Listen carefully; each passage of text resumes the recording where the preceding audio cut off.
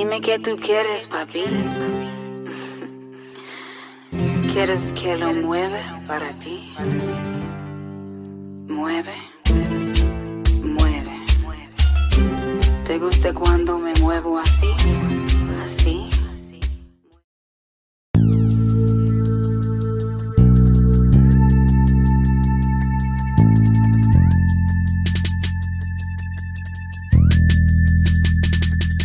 Thank you, God, for this day. We have lived everything in our life, our health, our family, the guidance you have given us, allow us guidance to the path of righteousness.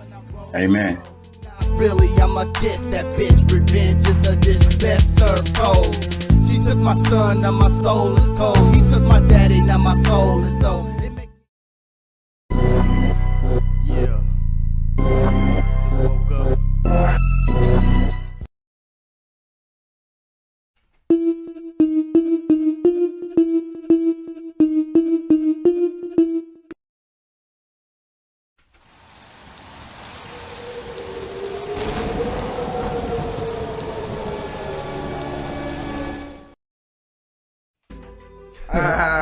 Yeah, man. That's hot shit right there, man. So what we gonna do? We gonna dub?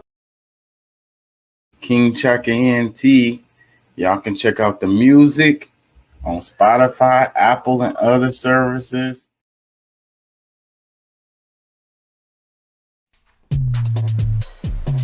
Looks like we got us another hit.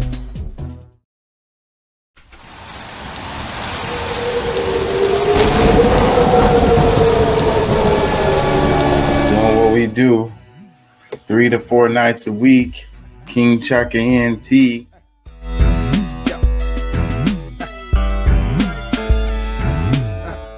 I got this. From the She back starts seat. shooting. That dude was like, ow. What was that? Outside the car, That nigga deputies' got body popped. cameras capturing the bullets flying through the air. We got shots fired couldn't up have been here. a straight We shot. need It had backup to be- immediately. Start Are you- EMS. Start EMS. What We got the a fuck? civilian. We got a civilian hit. The deputy. Looks like we got us another hit.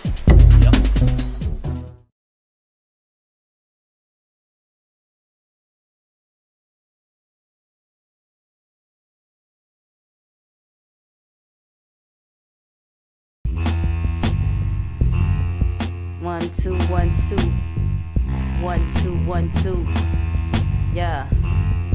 1, 2, 1, 2. A mic check. 1, 2, 1, 2. 1, 2, 1, 2. It's time to check the mic and best of bet. I'm about to wreck it to the leather. Jealous people hate but don't debate. Just check my measures. Electric by design. I even shine in stormy weather. Attempt to meddle and tether this mental treasure, and you find yourself embedded in the chasm in the desert. Thirsting for hydration, no libation, empty kettle. Take it to another level. Add the bullet in the shovel. Got you on the bubble, double trouble. See you stumbled, and this about to get repugnant like a kitten in the rumble.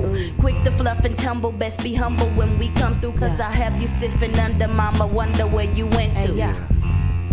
1, 2, 1, 2. Mic check. 1, 2, 1, 2. Yeah. 1, 2, 1, 2. Mic check. 1, 2, 1, 2. Yeah. What you gon' do? It's the KCE crew. We making you look like Fu Manchu. Proper grasshopper who with the kung fu. Cut and slice nice like Benny Hanna do. Take quick bites like the tip of a piranha tooth. Go ahead and steal my mic. Watch it blow up right in front of you. We coming to give you something good like some Beetlejuice. Give you something good like some Beetlejuice. Who do you think you are? You ain't gonna get real far. Driving your shifty car, following Diddy farts. I'ma be a Twitter star. I'ma be a Twitter star. Keep dreaming about how big you are, cause we about to pick apart everything that's in your heart. Control and leave you torn to shards. Napoleon Bonaparte. Napoleon Bonaparte. Selling junk like San Francisco. Wax on, wax off Danielson. Selling junk like San Francisco. 1, 2, 1, 2. Mic check. 1, 2, 1, 2. Yeah. 1, 2, 1, 2. Mic check. 1, 2, 1, 2. I'm tripping cause my mind's gone from always seeing tragedies. Can't close my eyes cause it's around me, I just call it reality. Can't paint no perfect picture like an artist they can't sell. It's what they try to instill in me, but my pockets seem to swell. Doing it like them ghetto boys did it back in those days. And we been jamming, pippin' bun, long live UGK. And before Eminem, we had Bill and Gangsta Nip. But we don't trip unless we on the plane taking a trip. And these suckers trying to contest us, but they find out we ain't no busters. We much more than screw, we keep it gutter. Mic check 1, 2, y'all cannot touch us. We don't be causing no problem, son. Coming at me like Daniel's son. You would get defeated, wax on, wax off, out to the righteous one. 1, 2, 1, 2. That's mic check 1, 2, 1, 2. You already know. Yeah. 1, 2, 1, 2. Mic check 1, 2, 1, 2. Dude, I could blink my eyes and provide an entire fountain of sound effects pounding directly on your neck, having flashbacks of the tragic act back when the boom bap was replaced with pop rap or hip hop or whatever you call that. We need a lockbox or something to keep this weak pox from spreading. I'm heading outside of the outsiders, opening your mind wide. The silly rabbits are at it again, but they can't hide us. Sit tight, Mr. Hip Hop. We'll find your daughter. Ought to be easy. She emits a homing frequency. We picked it up back in '98, and we're actually surprised that it took us so long to triangulate her exact location. But congratulations, check it out. We about to get her right now. We already found the captors, trapped them and slapped them around. Just burn the hideout to the ground. Yeah, a 1, 2, 1, 2. Mic check 1, 2, 1, 2. Let's make it hot. A 1, 2, 1, 2. Mic check 1, 2, 1, 2. 1, 2, 1, 2.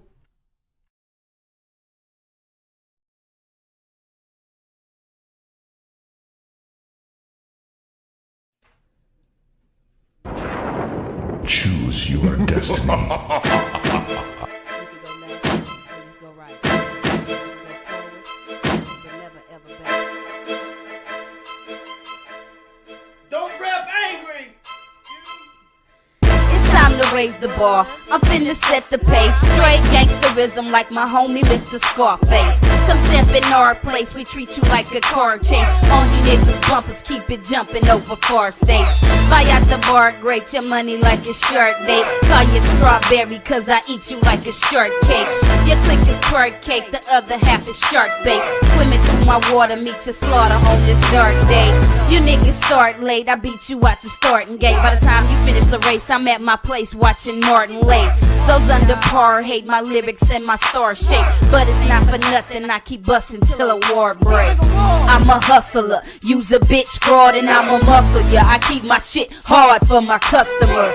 I'm a hustler, use a bitch fraud and I'm a muscle, yeah. I keep my shit hard for my customers. I'm a hustler, use a bitch fraud and I'm a muscle, yeah. I keep my shit hard for my customers. I'm a hustler, use a bitch fraud and I'm a muscle, yeah. I keep my shit hard for my customers. I'm a forever grind. I got them clever rhymes. My shit toxic, burn like Betadine. He wanna hit the lab, the nigga got it bad. Pop shit, spit, tell a nigga never mind. My ice blind and shine, you said that 7 times. Hit the light switch, come up with some better lines. Don't trip, this is not rap shit. This is life, bitch, strike quick with the force that sever minds. You niggas get your math, you better watch your path. Cause this ag ass nigga bout to make a splash. You pussy niggas stink and need to take a bath. Heed what I speak, JC reach out and touch your slacker ass. Copy men can't comprehend shit. I'ma have to make them stay after class. Go ahead and follow the fad. Use a hoe. Maybe now you can have a reality show. How to act a ass. I want the industry to stay mad at me. Rip your spine out your back. Fatality. Stop your cardiac automatically. I'm a hustler, use a bitch fraud and I'm a muscle, yeah. Keep my shit hard for my customers. I'm a hustler, use a bitch fraud and I'm a muscle, yeah. Keep my shit hard for my customers. I'm a hustler, use a bitch fraud and I'm a muscle, yeah. Keep my shit hard for my customers. I'm a hustler, use a bitch fraud and I'm a muscle, yeah. Keep my shit hard for my customers.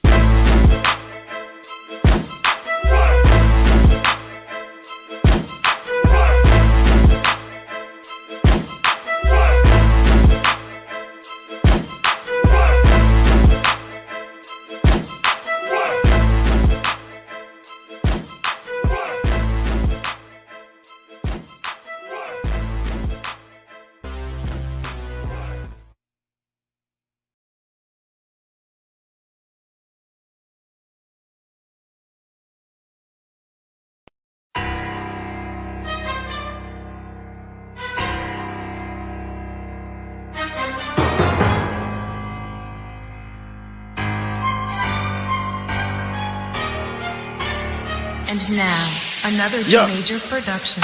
Yeah, I'm about to tell you what the real is. Deep down inside, you got to feel it. Emotions have the most number of killings.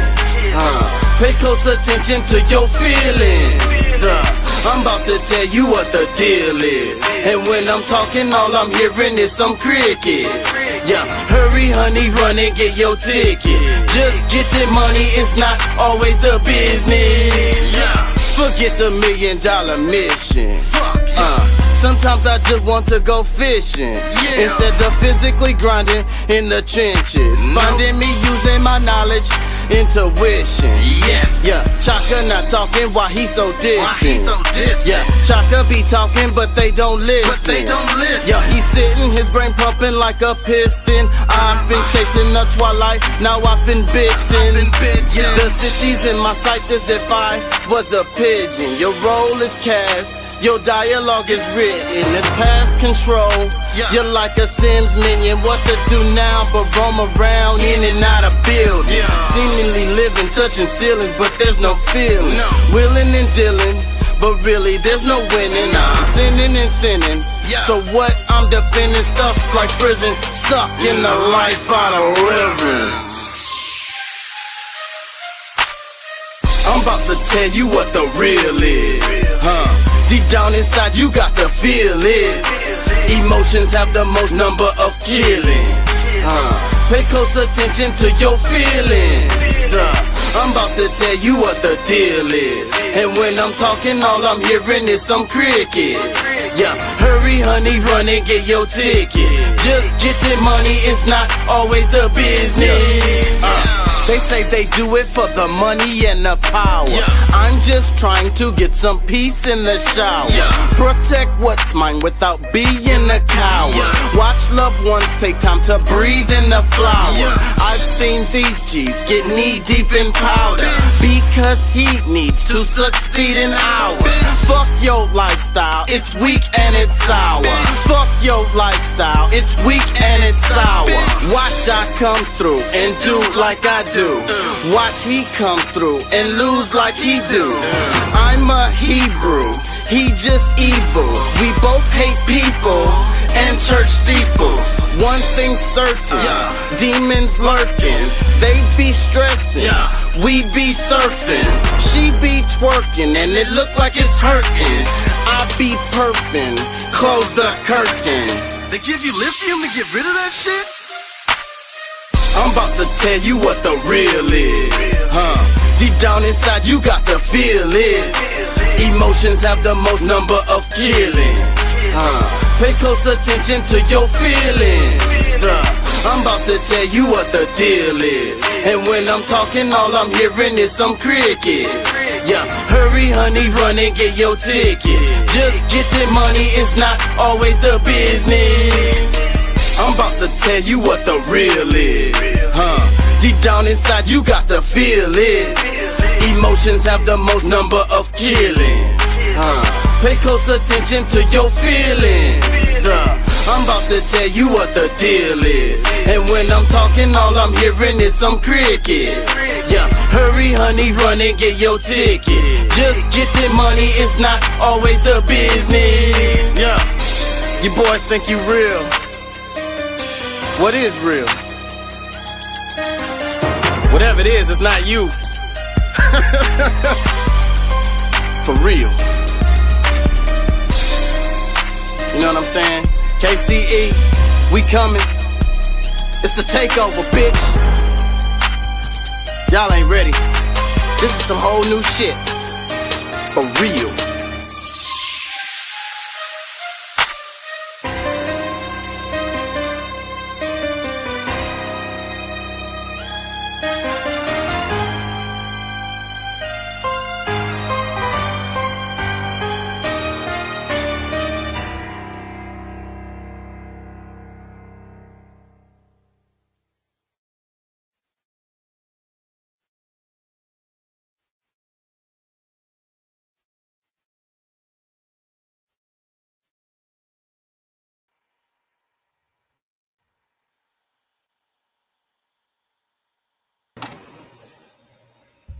Hey, how y'all doing out there?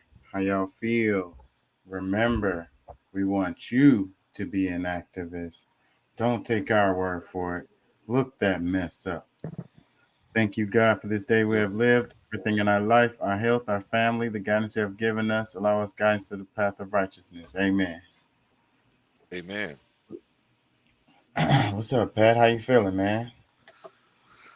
Man, I feel awesome. I feel That's good. refreshed. Yeah, man. I had me a nice little nap today. Yeah, that's good. Got you some rest in. Yes, Yeah, sir. we gotta take that time. We gotta give our body a chance, our physical body a chance to recoup. I think about how like computers need to reboot. I think we have to reboot, and I think that's what happens when we sleep. Yeah, oh, definitely. Yeah, it is. I mean, that's the way our circuits get rewired because, like, I mean, say, bro, I've been at the points of like have like total shutdown. Like, you know what I'm saying? Like running myself almost out of total like all my battery just run straight down and to where I just like can't think straight, can't shoot. I think that kind of happened to me the other night when I was on. I was like, man, I can't do it. I gotta go.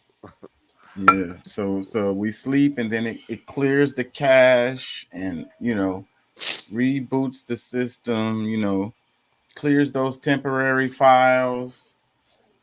You know, it probably stores data. You know, it's like those programs that run underneath, those It's ones, always like go ahead. no, I was just say it's always storing and deleting data. Like your I mean, is that and sometimes it's like sometimes it'll put it in a file that's like deep into your hard drive, but like Yeah, it's not like something that like it's just right there just because you don't need it.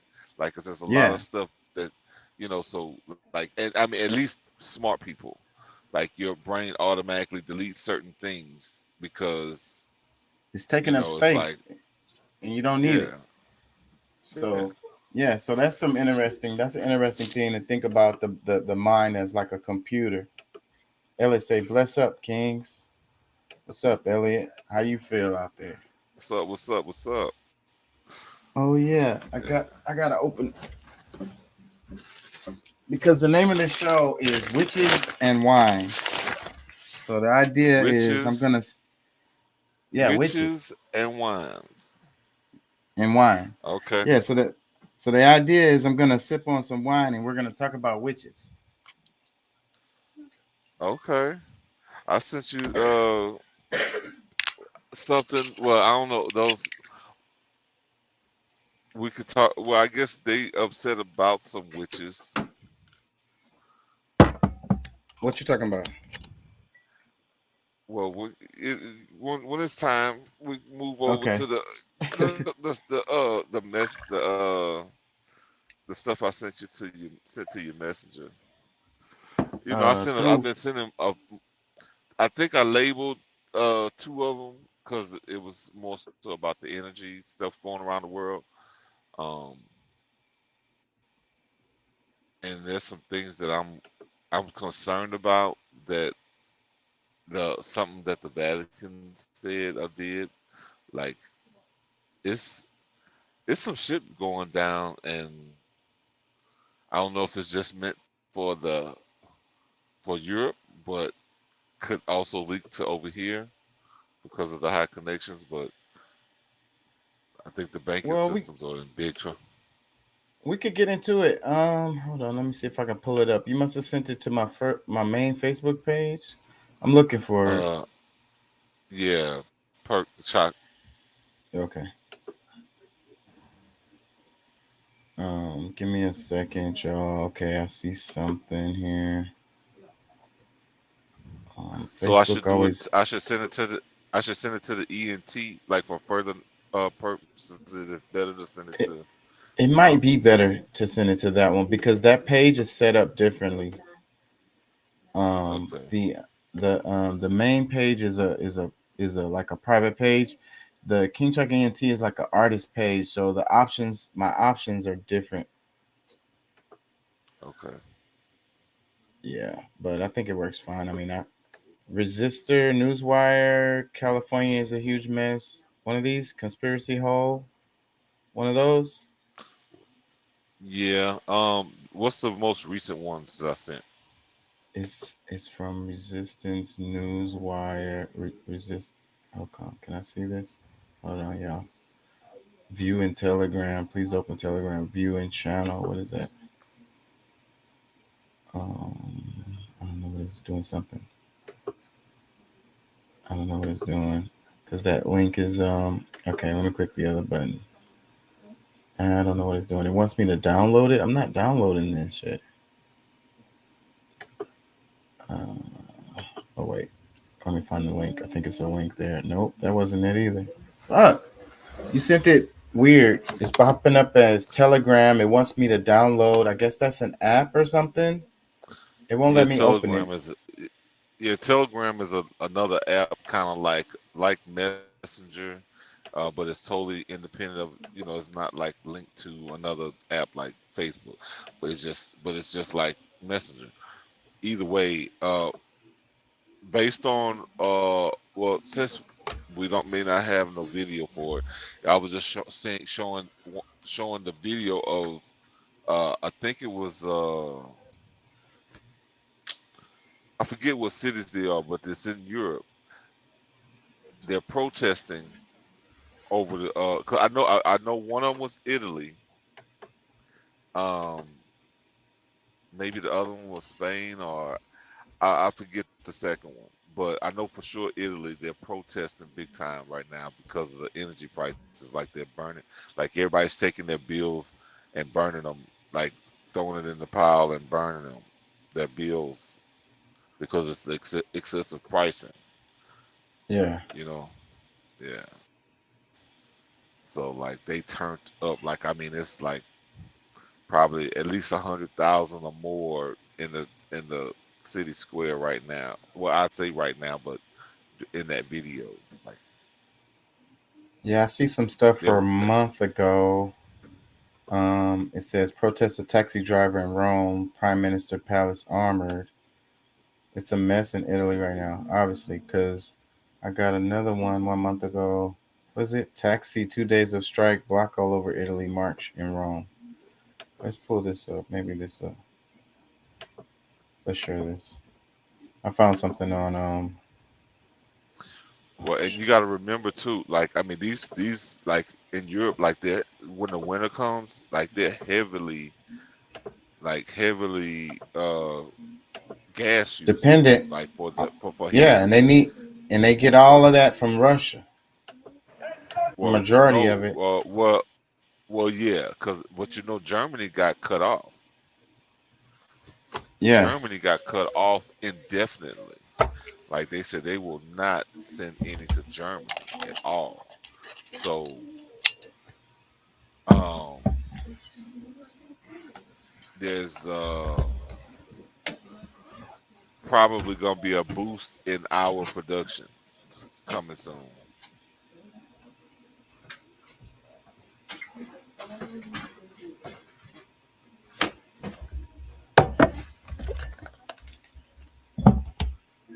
You heard me? Yeah, no. What'd you say? I had to step for a second. I, yeah, no, I was saying there's gonna. I would say there's obviously gonna be a boost in our production because of that. Because I mean, that was the whole reason. That was the whole reason why we were paying so much in diesel. Is not that we were getting all of it from, because I think we were getting some from Russia, but we just weren't producing as much. So the whole idea, the what you call it when low production, high price, high, and Yeah, then but when there's high production, I can't think of the yeah, terminology right now, but Yeah, I get what you're Um, saying. The yeah, demand, the demand, the it's a yeah. Supply and demand. Yeah, that supply whole and thing. demand. So that's the whole that's the whole reason why we're paying so much, and that's also part of why the rest of the world is paying so much because there's not really a good amount of competition going on. Like because America is trying to make a vow. Well, I say America, but the powers that be at the moment are trying to push their agenda of the green energy all at one time, um, which is really causing a problem for like not just the world immediately. Like it's just like over time, like it's the infrastructure is not strong enough really to handle everything switching over to electric or solar or all these different and because none of them really stand up to because like I said, I mean we slowly move over to different things and get them to be at a reliable you know I guess be able to see how reliable it can be then, but us trying to swap it like just like Elon Musk said, if we don't kick up more fuel being produced, like civilizations will crash. Yeah. Well, it's they have that pipeline. So the thing is, and then a lot, like you say, a lot of these countries they still use this um these kinds of fuels. So, but the problem is it's going to cost more because they can't use the pipeline. It's really just hating. They just was trying to hurt Russia. That's what this whole thing is about. Even the Ukraine thing, you know, drawing it out, dragging this out. It helps Russia, and it helps. I mean, it hurts Russia, and It never hurt Russia. well, that's what they're trying to do. They're trying to hurt Russia, and Well, oh, and they're you making saying by money. pushing the green? You saying by pushing the green energy that's been in Europe for 10 years already? Is that what you mean? No, Hurting not Russia? by that. Related to the pipeline, related to the fuel, related to Europe, No, related to the the I tariffs, know. the blocking. I'm listen to what I'm saying because I'm being facetious. I'm saying Oh, like, okay, because of their already. Because let me just go ahead and be specific. Because of their failed green energy plan that they've been running with for 10 years already, that's not working, and they still need they still need Russia's gas, which like the whole green energy was to hurt Russia. Exactly. You're right. I mean, but I'm just saying, like, it's crazy that they even you know like that see, but you know what? That's what it really. That's what happens when it comes to people being trying to be mean and trying to run on a evil scheme. it's This gonna type of stuff backfire. blows up. It blows up in your face like that. Yep. I mean, the It- universe, God does not. Maybe He'll allow it for a little while because okay, maybe you were a little ignorant. You just didn't realize. Okay, but I said, oh, this is what you meant to do. So okay, let me smack you around and let you see what you're really doing to yourself and your people.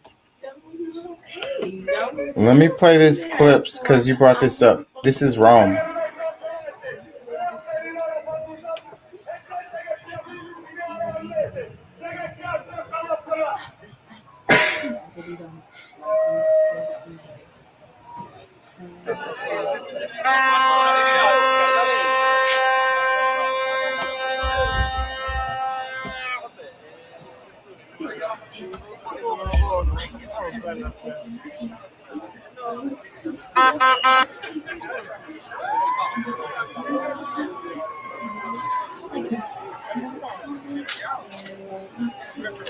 Yeah, they got the whole streets blocked. It looks like this was a month Well, ago in Rome.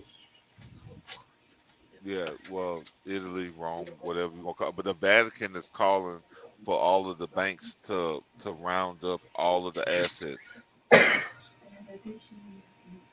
You hear about that? Nuh-uh. Pope Francis is like, I guess seeing what's coming, and he's trying to round up all of the branches of banks to bring all, like, I guess, to get all of the assets into the main bank before the end of, like, before October 1st. So they have a month. They have pretty much to the 30th of this month to get all of the assets into the main bank. So is that what they're So, protesting? No. Well, I mean, it's all a financial problem, but no, they're protesting high energy prices. Oh, okay. Yeah, well, that's going to be a problem throughout Europe. They're going to have a problem because Russia is pinching them because of what they did, So, hey, that's what you get. What you get, man. Well, see, but they gave full support. They gave full support to the U.S. Like they backing with the U.S. Because I mean, of course they could. They pulled a NATO scheme without, what I'm saying, like you know the whole thing. Like, I mean, of course most of us know, but maybe some don't understand. But like with them giving the full support, like they didn't step back and just shut the hell up and like, okay, let's just see what happened and let it be just U.S. with the BS. No, they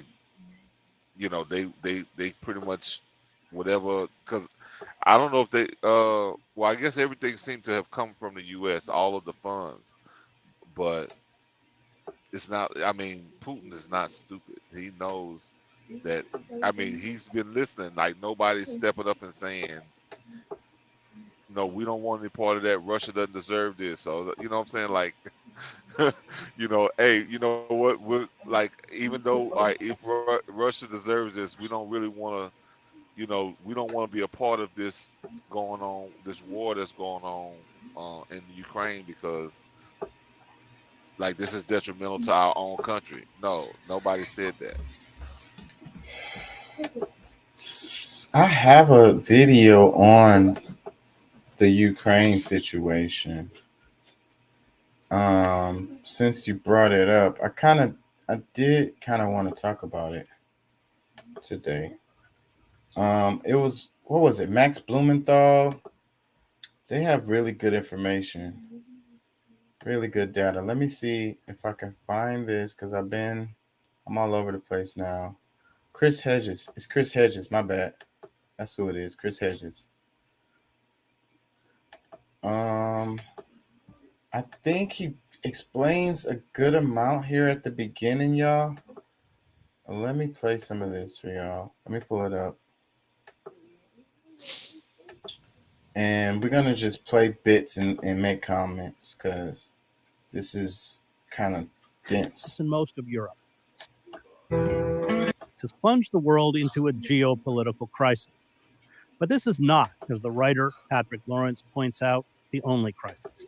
The war in Ukraine has exacerbated the crisis within the Western press, inflicting damage that he believes is ultimately irreparable. The press in the U.S. and most of Europe slavishly echoes the opinions of a ruling elite and oversees a public discourse that is often unhinged from the real world. It openly discredits or censors anything that counters the dominant narrative about Ukraine, however factual.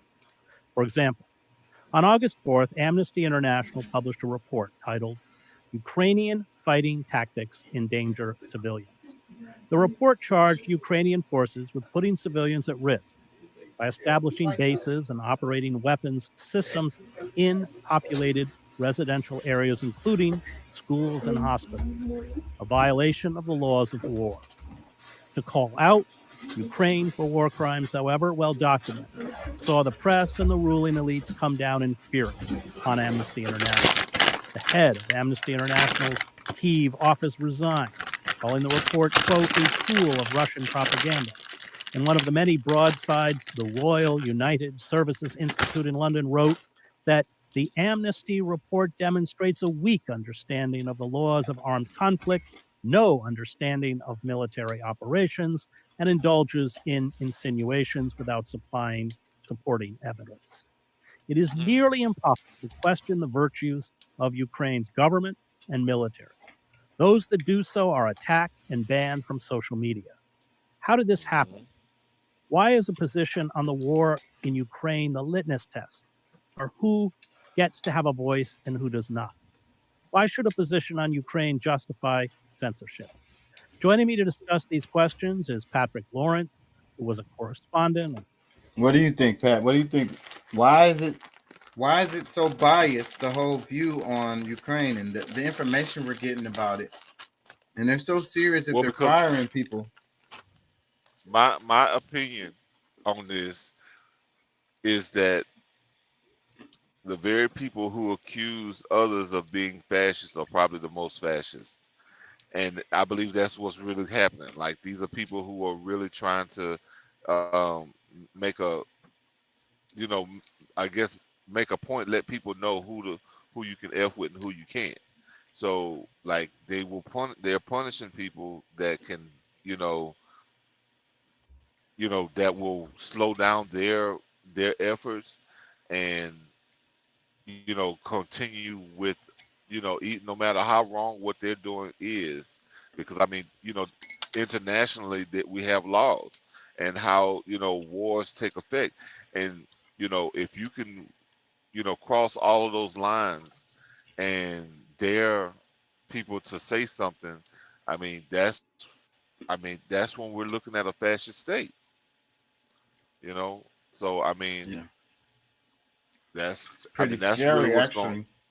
When you look at it that way, it's pretty scary. Like, how far down that road are we already? We're say, bro.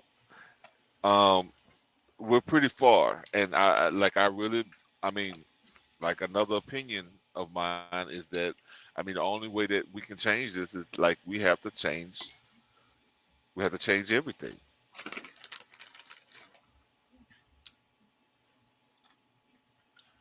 Can we still have our Amazon packages overnight, though? Let me play some more. Well, I guess if we make a pact with Bezos, we can make a deal with Bezos, but he's a part of the those people who he's helping fund those who are doing those very things that we're talking about. Exactly. Let me play this. Columnist for nearly 30 years for the Far Eastern Economic Review, the International Herald Tribune, and the New Yorker.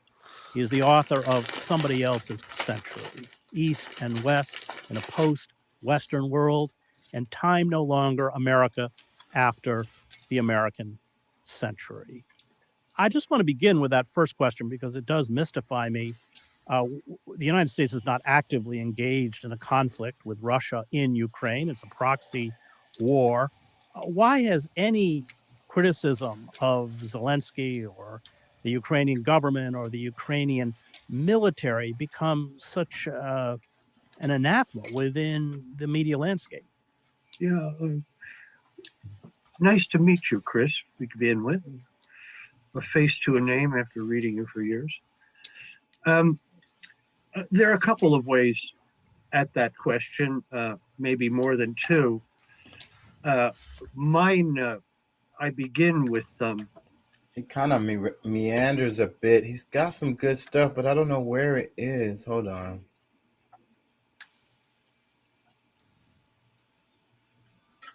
I think I'm gonna just come back to this because he's gonna meander, and I don't want to lose y'all. Let's see the caption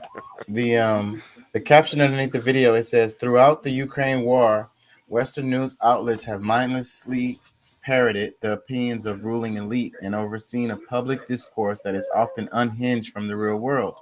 Patrick Lawrence was a correspondent and columnist for 30 years for the Far Eastern Economic Review, the International Herald Tribune, and the New Yorker, He is the author of Somebody Else's Century, East and West, and Post-Western World, and Time No Longer American.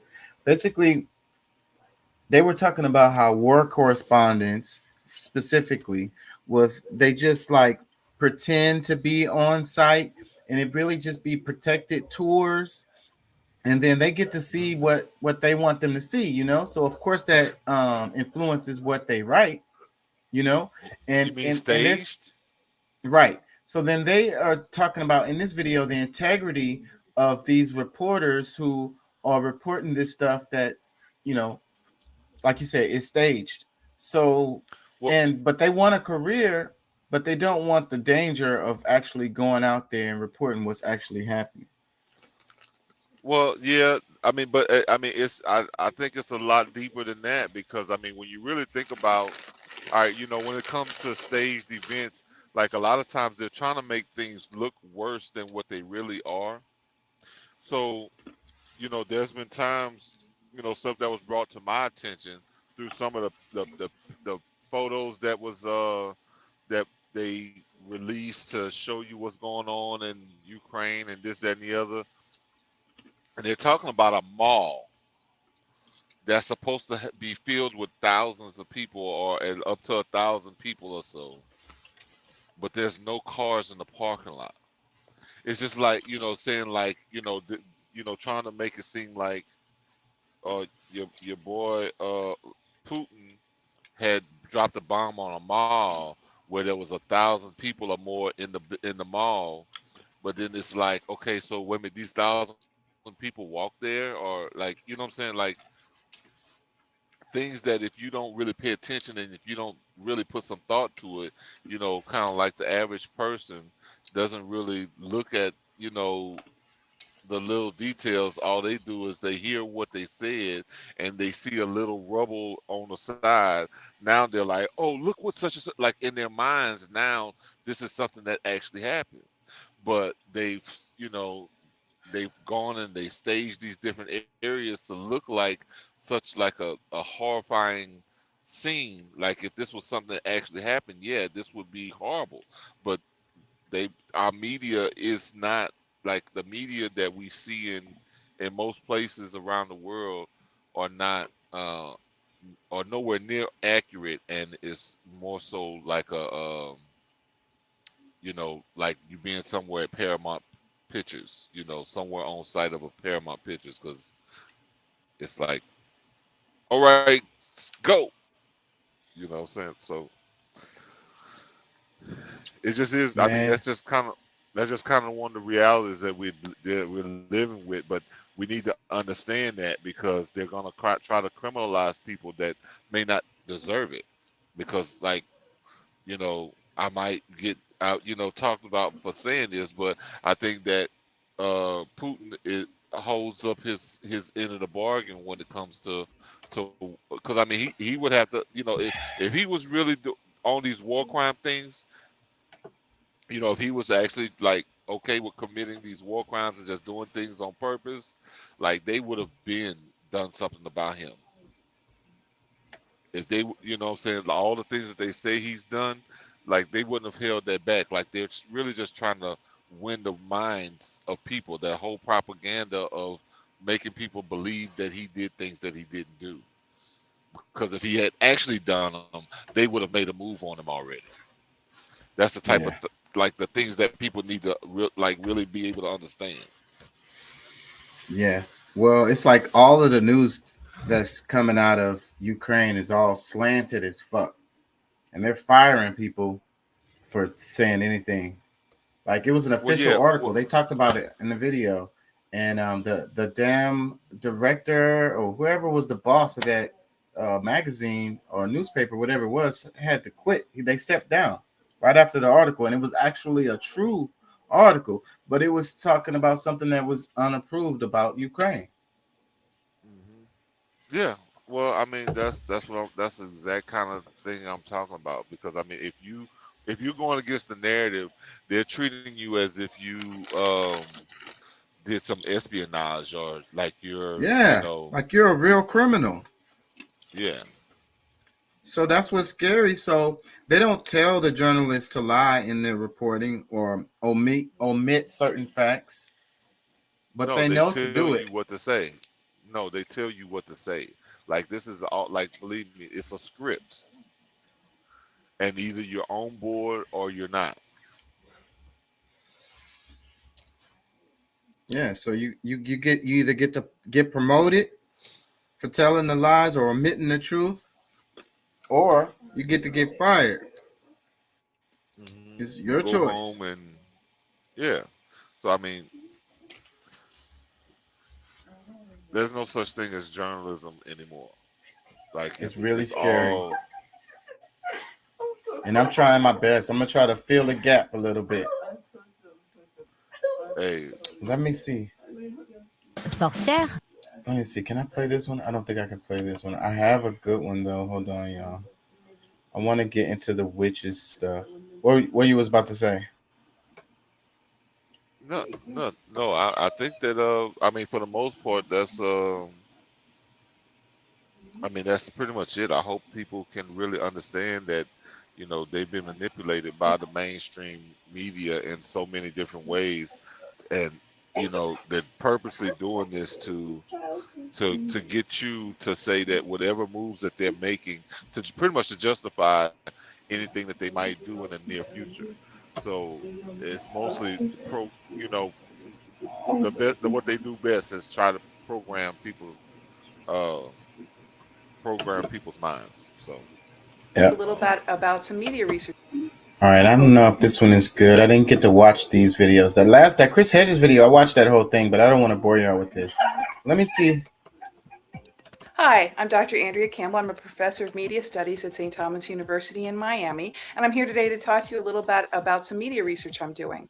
One of the interesting things I'm looking at now is representations of witchcraft in film and television and how that relates to feminist theory. Basically, the idea behind what I'm looking at is that the changing representation of witchcraft, which is really powerful women and women's unique forms of power, how that's changed over time and how that change really represents the changing roles of women in society. If we look back in the 1960s and the early 70s, which was really the sexual revolution, women were starting to come into power.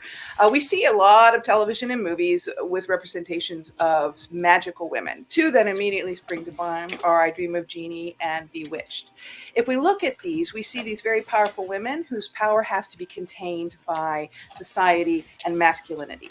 In I Dream of Jeannie, it's so obvious. Major Nelson, the icon of the United States, he's a member of NASA. He has this powerful magical woman and he literally contains her in a bottle. When we look at Bewitched, what we see is a very powerful and intelligent woman being contained by middle-class culture. It's very important to both Samantha and her husband that she does not use her powers for any kind of domestic ability, doing anything in the house. She must do things like a real American woman. Here's a clip that explains what I'm talking about. I love you and I can't. I can't play clips. You heard what she was saying, though. no, yeah, yeah, I'm totally there. Yeah.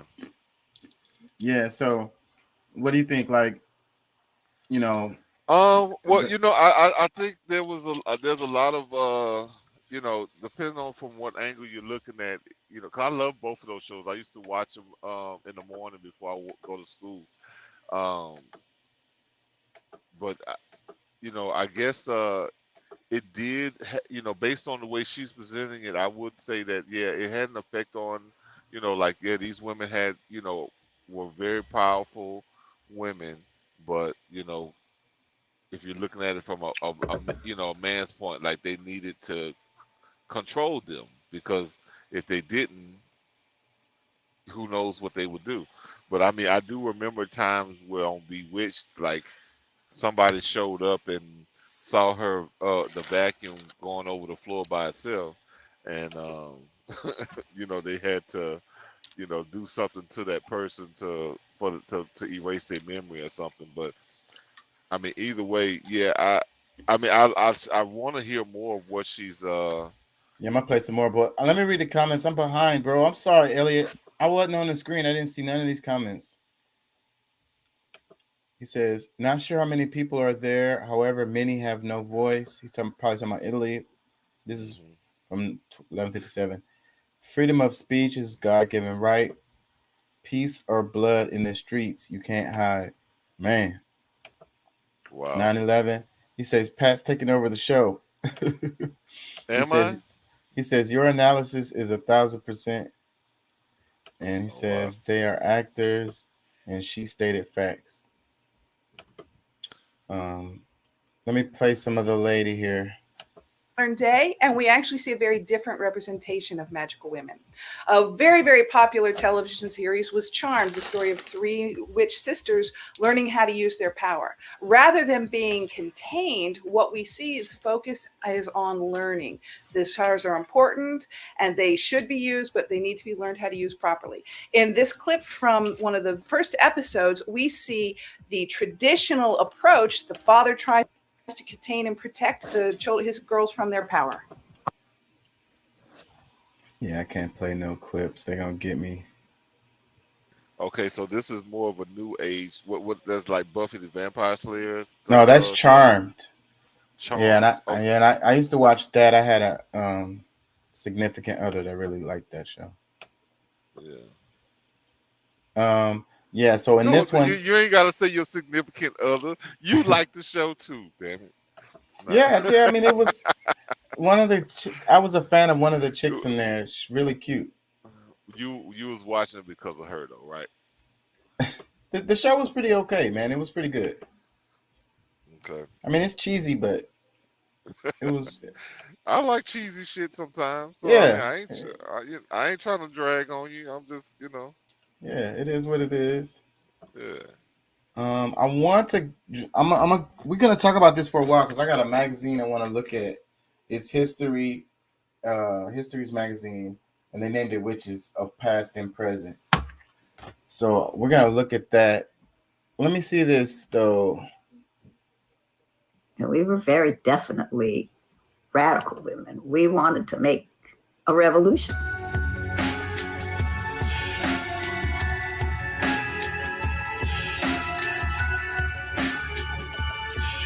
Ants that we kind of gathered around and, in a little circle. And one of them was something like, Wall Street, mightiest wall of all street. The reaction of the people on Wall Street was sort of stunned. She's talking about a feminist group that it says the name of this, it says Witch, the feminist group that cursed Wall Street on Halloween. So it's just an event that happened. Let me read the caption. It says their target Wall Street, their weapons hexes. Back in the 1960s, the word witch took on a new feminist meaning.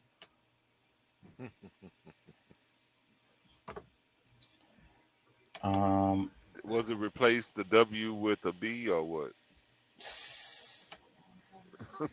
Well, that's kind of, I'm going to get into this because the whole thing with this is, pushing back against the patriarchy, but it's created by the patriarchy because they're the ones who like to call women witches. But then there's, especially present day, you have this derogatory view of them. You know what I'm saying? It's like, oh, she's a witch. And then it's really trendy right now. It's coming back that females are identifying as such.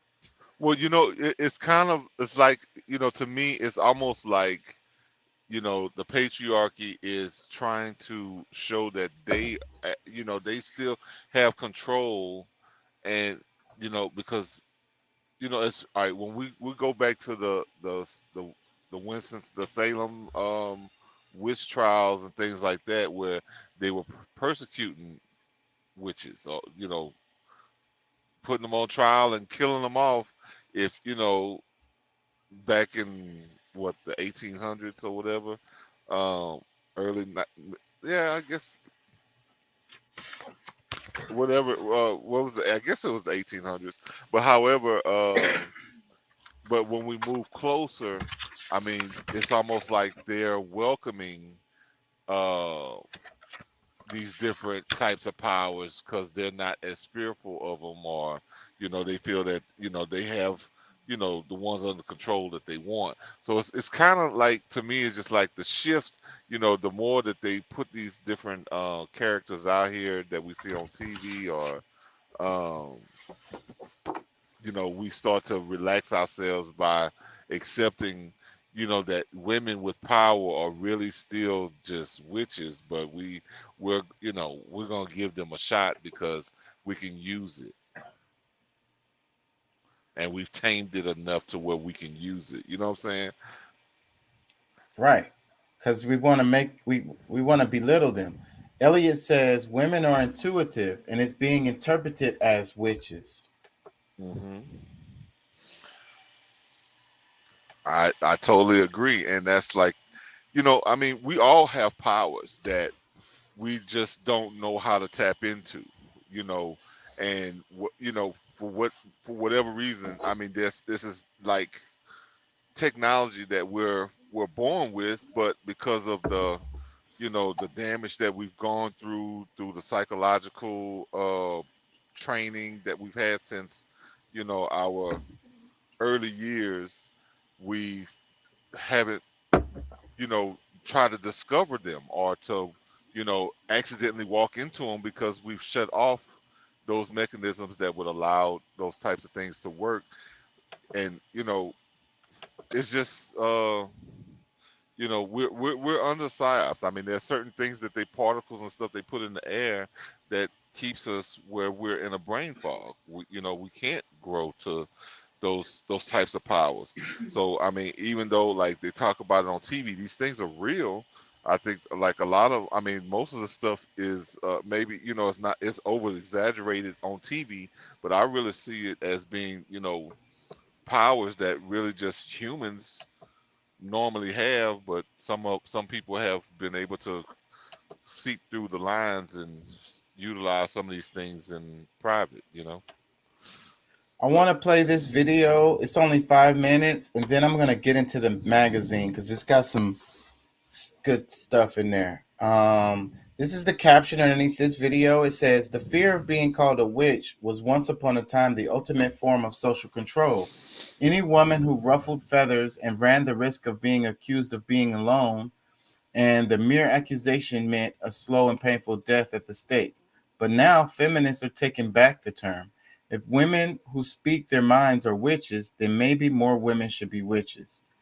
Art Documentary is here to tell you more about what's going on in the world of culture and current affairs with powerful, refreshing, and entertainment docs. Oh, they're just giving that was their freaking, what's the name?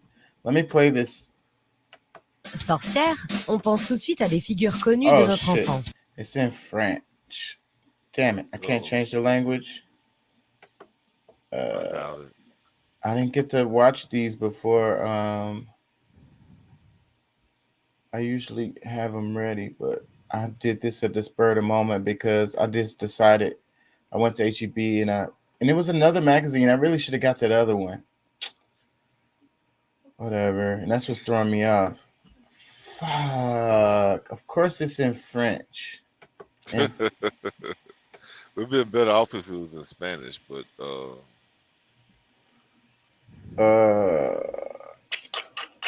whatever. So I'll get into this then.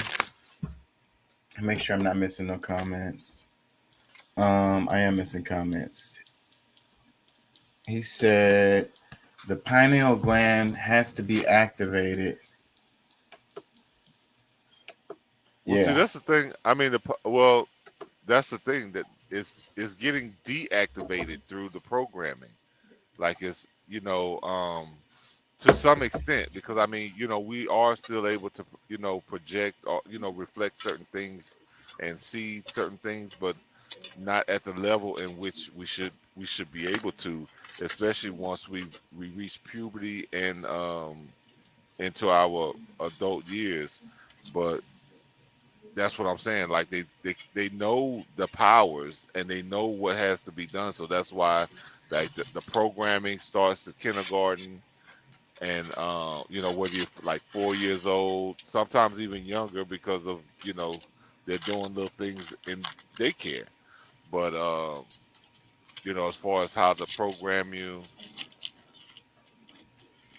Cause that's what happens. And you know, I agree with you on that. And you know, that's the reason why we're all so thrown off. You know, why is it so? You know, the movies tell the women that it's okay, and the music too, for you to be like emotional and what's the word? Like not not erratic. compromising, like not Oh, irrational sometimes, yeah. and it's like it's okay because you're a woman, but I'm like no, but all the movies it says this though. Yeah, because I mean that's the thing. Like I think a lot of times the expectation, the leading into the, because the programming leads girls into thinking that certain behaviors, because I mean really naturally we do, but like they get away with more things. They see that they can get away with, being certain ways without getting into any trouble, whether it's overly emotional, shit, they'll swing on you quicker than a guy will. And that's because of the programming that allows them to think that, okay, well, or to know that they're going to get away with it. So I mean, if they were trained differently to where they're not overly emotional, and they had more of a controlled thought from from early age, the early ages on, like they would prove to be more powerful than a male. So that's, to me, I feel like, I mean, if you really think about it, like even in school, like girls pay attention way more than guys. They probably have higher grade point averages on average, mainly just because they, um, to some extent, are under some kind of a heavy programming at an early age, whereas boys, I know personally, I couldn't get into it. Like, the way my mind works, I just couldn't, get into it as much. But the powers that women actually have, if they're not distorted with all these different things, and actually, you know, put the powers that they have and put them in focus, like like they would already run the world. Elliot says carbon 666, protons, electrons, and neutrons, and he says dark energy changes. Let me read some of this right here. This is I'm gonna start reading out of this history magazine. It says, for millennia, people around the globe have been fascinated with magical forces and the people who allegedly wield that power, including witches. This fascination crossed wildly divergent cultures. Witches appear in ancient Mesopotamian law codes, Greco-Roman myths, and even the Bible. Though many of our contemporary beliefs about witches date to the Middle Ages, in the ancient world, the lines between religion, magic, and medicine were blurred. Much of our best knowledge about witches in the ancient world comes from an unexpected source: medieval Muslim scholars who preserved and translated Greek and Roman manuscripts that later made their way into Christian Europe. Although most cultures relied on some type of magic for healing, many were deeply ambivalent about the people who practiced magic. And across the world, people who use dark magic risked playing with their lives. Our modern understanding of witch hunting came into being in the early modern period as governments became powerful enough to punish accused witches. It says outright persecution had eased by the 18th century, and the post-World War II world experienced the emergence of Wicca, a neo-pagan religion whose adherents practiced witchcraft. Today, about 1 in 5 Americans report believing in witchcraft, and more than 1 million identify as Wiccans. The widespread acceptance of witchcraft has turned witches into a business and an attraction, at times spooky, serious, or fanciful. Salem, Massachusetts, site of the infamous Salem witch trials of 1692 and 1693, even became home to a statue of fictional with Samantha Stevens from the 1960 sitcom Bewitched. Although there's no proven connection, the growth of Wicca over the past few decades has coincided with an outpouring of popular books, movies, and television shows about witches, including Hocus Pocus, Charmed, Sabrina the Teenage Witch. Perhaps nothing better underscores this than the phenomenal popularity of Harry Potter series of books and movies, which has generated Broadway play and even multiple amusement park attractions. Well, Comments. I guess I gotta pull out my racist card right now. Is that like how they demonized it when black women were doing it, but then they find a way to bring it back and make it palatable by having these young, pretty white women bringing in the idea of, and of course after a couple of centuries of them being able to figure out themselves what this magic was. So I'm assuming that maybe some people can actually do some of it. Well, I mean, most of it was just really science. Like that's the part that I think most people miss. It's like, especially when we're talking about voodoo and this, that, and the other, putting these different things together. It's really science. You know what I'm saying? And the ability to move your spirit. Meditation and focus, a heavy focus on whatever it is that you're trying to affect. But it just, to me, it just seemed like, okay, we're talking about, they said it was because I said the 1800s, but we're talking about the end of the 17th century. So when those Salem witch trials was going on, those were mostly black women that was here that you knew how to utilize the nature for the most part. But, okay. Yeah, let me go into this. It says ancient origins. Ancient cultures leaned heavily into sorcery and witchcraft, weaving practices and objects rooted in magic into everyday life. It says, since humans first walked the earth, witchcraft and sorcery have been practiced, sometimes with good intent and other times to cause harm. Yeah.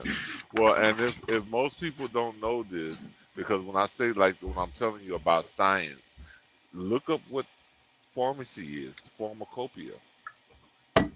It's considered sorcery. With the etymology of it, I don't know what the new dictionaries might say, but if you really go back, like, look at the etymology of the word pharmacopoeia or pharmacy, where, like, all it is saying it's another way of saying sorcery. Elliot says melanin is the most respected chemical on Earth, the dark void. Most respect, yeah, it's because it can be fearful. I mean, I think there's more fear for it because a lot of I'm sure the person probably that's reporting on it probably lacks it. But let me read this. It says the origins of witches and witchcraft stretch back to the beginning of human history, when lines between mysticism and religion and medicine were often blurred. For many ancient cultures, there was little difference between pharmacology and potion making, medicine and magic. Although almost all ancient cultures believed in magic, they also feared its misuse. Across the world, figures accused of misusing magic were persecuted and sanctioned. Even if the specific culture did not have a word for witch, it is clear that the concept, one who uses witchcraft to cast magic spells and convenes with spirits to shift the outcome of future events, was widely understood. Okay, they had a fancier way of saying what I just said. Yeah, so you wasn't that far off, definitely. Let me see. They talk about Mesopotamia. I'm going to click that. It says ancient Egyptian magic. A similar pattern of punishing those who practice sorcery emerged at about the same time in Egypt, a nation that had some cultural connections with Mesopotamian societies. Although ancient Egyptian people did not have a word for witch, as we understand the concept, Their society was steeped in magic, and they had many beliefs, practiced, and objects that we would associate with witchcraft. For instance, ancient Egyptian people believed in Heka, a force that we would call magic. According to lore, the god Heka was created by the solar god Ra and was closely aligned with the spoken or written word. However, Heka was not limited to Ra. Egyptian pharaohs considered sons of Ra were deemed Rekhekaptu. I'm trying to pronounce that, which roughly translates to person with great magic. And Egyptian people believe Heka was so pervasive that priests and even common people could perform it. Priests often used spells, amulets, and charms to bring relief to those who were suffering. In daily life, Egyptian people wore similar amulets, small pieces of jewelry adorned with meaningful symbols believed to have magical powers, or decorated their bodies with tattoos to protect themselves or summon the help of a particular god. What do you Listen, think? well, I mean, because if you really think about it, I mean, the word was what? Your We're breath. talking about no, from like the word, when we look at the Bible, the word was God. And that's what they So say. when you speak, when you're speaking things, you're guiding. So and then if you write it down, you're spelling. So it's not really much difference. It's just that the way that they perverted the idea and the thoughts of it. Because I mean, they're saying these potions.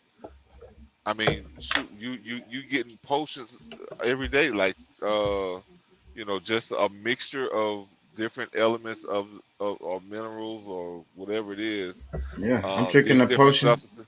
right now. Yeah, It's a potion right here. yeah. So I mean, like I said, they like over time they've really perverted something that was natural and normal, and because like these different medicines that you go and pick up at the pharmacy, like you don't consider that as sorcery, but that's exactly what it is. So like I said, they've just really tried to, like, because they were in fear of these things and really trying to divert people from using these things, because it's like, we'll kill you if you know what I'm saying, you do this, because they wanted to take control of doing it themselves. See, I think that's the part that people miss out on, is when they created the American the whole American Medical Association and all these different things, where big pharma, shoot, if you try to come with something natural, unpatentable, then shoot, and you can help the people just as well or better than they are, like, they'll kill you. Yeah, you attacking me. You attacking me by helping the people with these free herbs. You got to I go. mean, the herbs are not free, but it's a natural way. It's like usually in most cases, I mean, all of them are chemicals. Like everything that we look at can be broken down to a chemical base. So you're really looking at them combining different chemicals and doing this and doing that or whatever. So if somebody can figure out how to do it naturally, and usually much more safer than you will find if you would go through the pharmacy or something that they put together, because they have to do something totally different from nature in order for them to be able to patent it and mass produce it, this, that, and the other. So I mean, they have really taken sorcery to a whole nother level, because they've created these different things and selling to the people. Don't necessarily have to prove that it is performs better than anything else, because if you try to come with something else, they knock your hand off. Mm-hmm. Elliot say free thinking is crucified. Words can be spells in FDA. I mean, all of those are just and those are created by the same people that make like that. I mean, you probably seen some of the same articles I'm reading where, like, the fact checkers that because Facebook is getting sued because the fact checkers on the jab and all this, that, and the other is all paid for by the jab makers. Yeah. So like the conflicts of interest is like it's not something new. They've been doing this. It's just that they're being put under a magnifying glass a lot, harsher than they ever have before within the last few years because people are just waking up to the BS. Yeah, we got to hold their feet to the fire. Let me read this. It says, biblical prohibitions. Like Egyptian people with whom had considerable contact, the Israeli people of the Old Testament recognized that witchcraft permeated the world. However, Jewish authorities considered witchcraft a form of idolatry, which was prohibited by God's first commandment. You shall have no other gods beside me. For instance, in the book of Exodus 22:18, God says, "Thou shalt not suffer a witch to live." And this has variously been translated as, "You shall not allow a woman who practices sorcery to live. Put to death any woman who practices magic, and thou shalt not suffer a sorceress to live." Go ahead. Hey, but look, I'm gonna tell you, like Merlin, they made Merlin a good guy. You know what I'm saying? When men practice medicine, he's doing something good for society. When women are doing it, it's in those days, you know what I'm saying? They made it's still like that today. It's still like that. It has not changed. It's totally okay. And I think that's what it is. This is my point of even covering this, is because the whole idea of this is related to the patriarchy, it feeling like it's attacked. So, but then it creates this whole thing to give itself superiority, because idol worshiping idols is worshiping Mother Earth, is worshiping woman, is worshiping the womb. Like, oh no, bro, oh no, that's that witchcraft shit. We ain't on that. She bleeds every 29 days. Nah, we off that. That's some witch stuff going on. that reminds me of what's it, something Park, what's the cartoon with the teachers? I think the teacher says something about how can you trust anything that bleeds for more than 3 days and don't die? Yeah. What's something Park? South Park? South Park, yeah. Yeah. It was on South Park, yeah. Yeah, South Park is so hilarious. But yeah, so like, but again though, but it's a joke. They're making it a joke, and that's a popular ass joke. But what is the premise of this? It's like what it really goes back to is the superiority of women, and trying to turn that into something that makes it negative. Yeah. Yeah. Like because I mean I think that's the biggest fear, because I'm gonna tell you, bro, like women, they say like women are weak. When we look at it on a physical aspect, we say women are weak and this and that and the other. But bro, I mean, a lot of us have, even though that our government runs under a patriarchy, a lot of us have lived and grown up within a matriarchy. Fatherless homes, like that's a matriarchy, bro.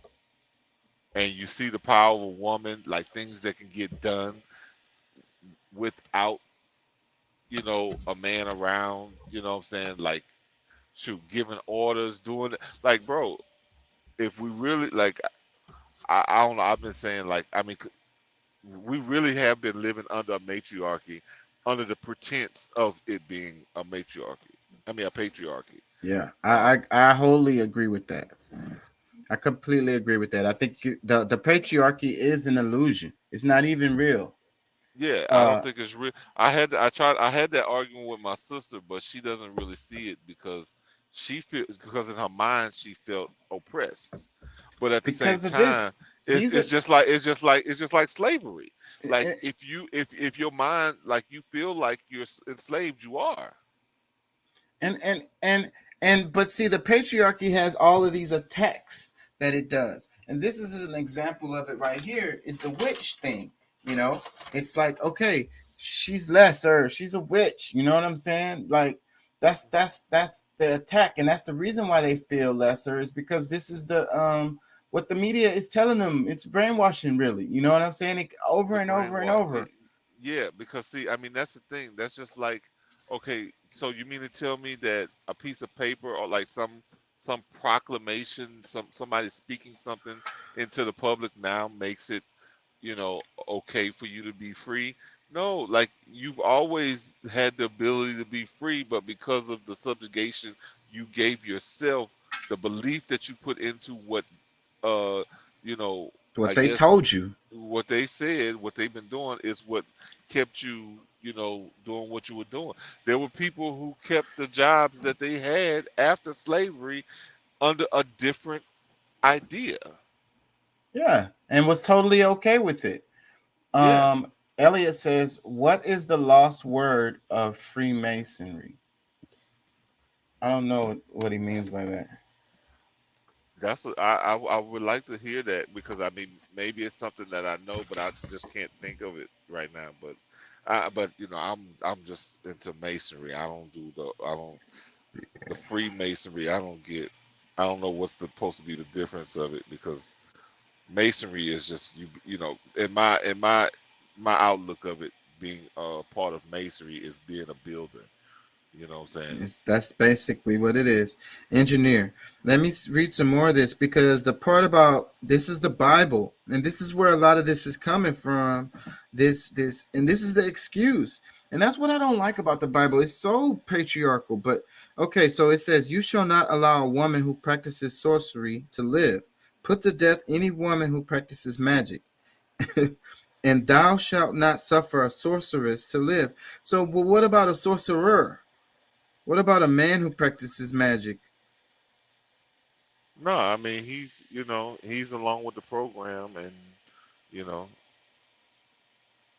they're like, because this is you got to think about it. A lot of these things, because I mean, like previous civilizations, men have been like the person out front running things, but at the same time, a lot of them have been dealing with the idea that we have these polarities. Like there's one side of, I mean, one doesn't work without the other. So I mean, just because a man is out front does not necessarily mean it's a patriarchal thing. Right. Because everybody just does their job, what they're good at. The man is physically stronger as far as he can lift stuff. So then she tells him to go over there and lift that shit over there. Yeah, and I mean, they can be so eloquent to be how to get things done. It's just, it's crazy. Like it's an art. Like honestly, like what I'm saying, from time to time, I feel it's my duty to praise the strength of a woman. Like my mom, like she's like an awesome person. Like, I'm going to say my moms, because I have a few of them that's in my life that I really appreciate and, made me who I am. But, it's just really, bro, a lot of the nonsense that goes on, because I mean, we go out of our way to protect them. So I mean, who subconsciously we know who the more powerful, who the one that, like, if anything happens to anybody, it's gonna be me first. You know what I'm saying, I'm gonna do everything, and then once I'm not here to protect you, then okay, yeah, you're gonna have to do what you gotta do. But other than that, because of your value, what you bring to our life, to the planet, like I will have to die to protect it. I think that's just the balance of the universe. And it's just like, some people can say it sucks, like it sucks to be a man, it sucks to be a woman, but it is what it is. As far as like, the dude out front, he gonna get hit first. They always say women and children first. The dude's just looking around like, what about me, man? Shit, I want to live. Yeah, well, I mean, in previous centuries or millennia, I mean, it was understood. Like, I mean, like the person who protects your future generation, like you're gonna go all out to protect her. That's what you're supposed to do. It's like for you to exist in the future. And I always compare it to plants, because it's like the plants, you're supposed to protect the plants, I'm talking about actual plants, like, growing, you have to protect them, so they can be good, or they, something's always attacking it. Something's always going to try to, even the sun, too much sun is a problem. Yeah. You got to protect it from the sun. Elliot says the lost word is no. So he said, what is the lost word of Freemasonry? He says the lost word is no. Put it in context for me. Give me an example of how we would use it.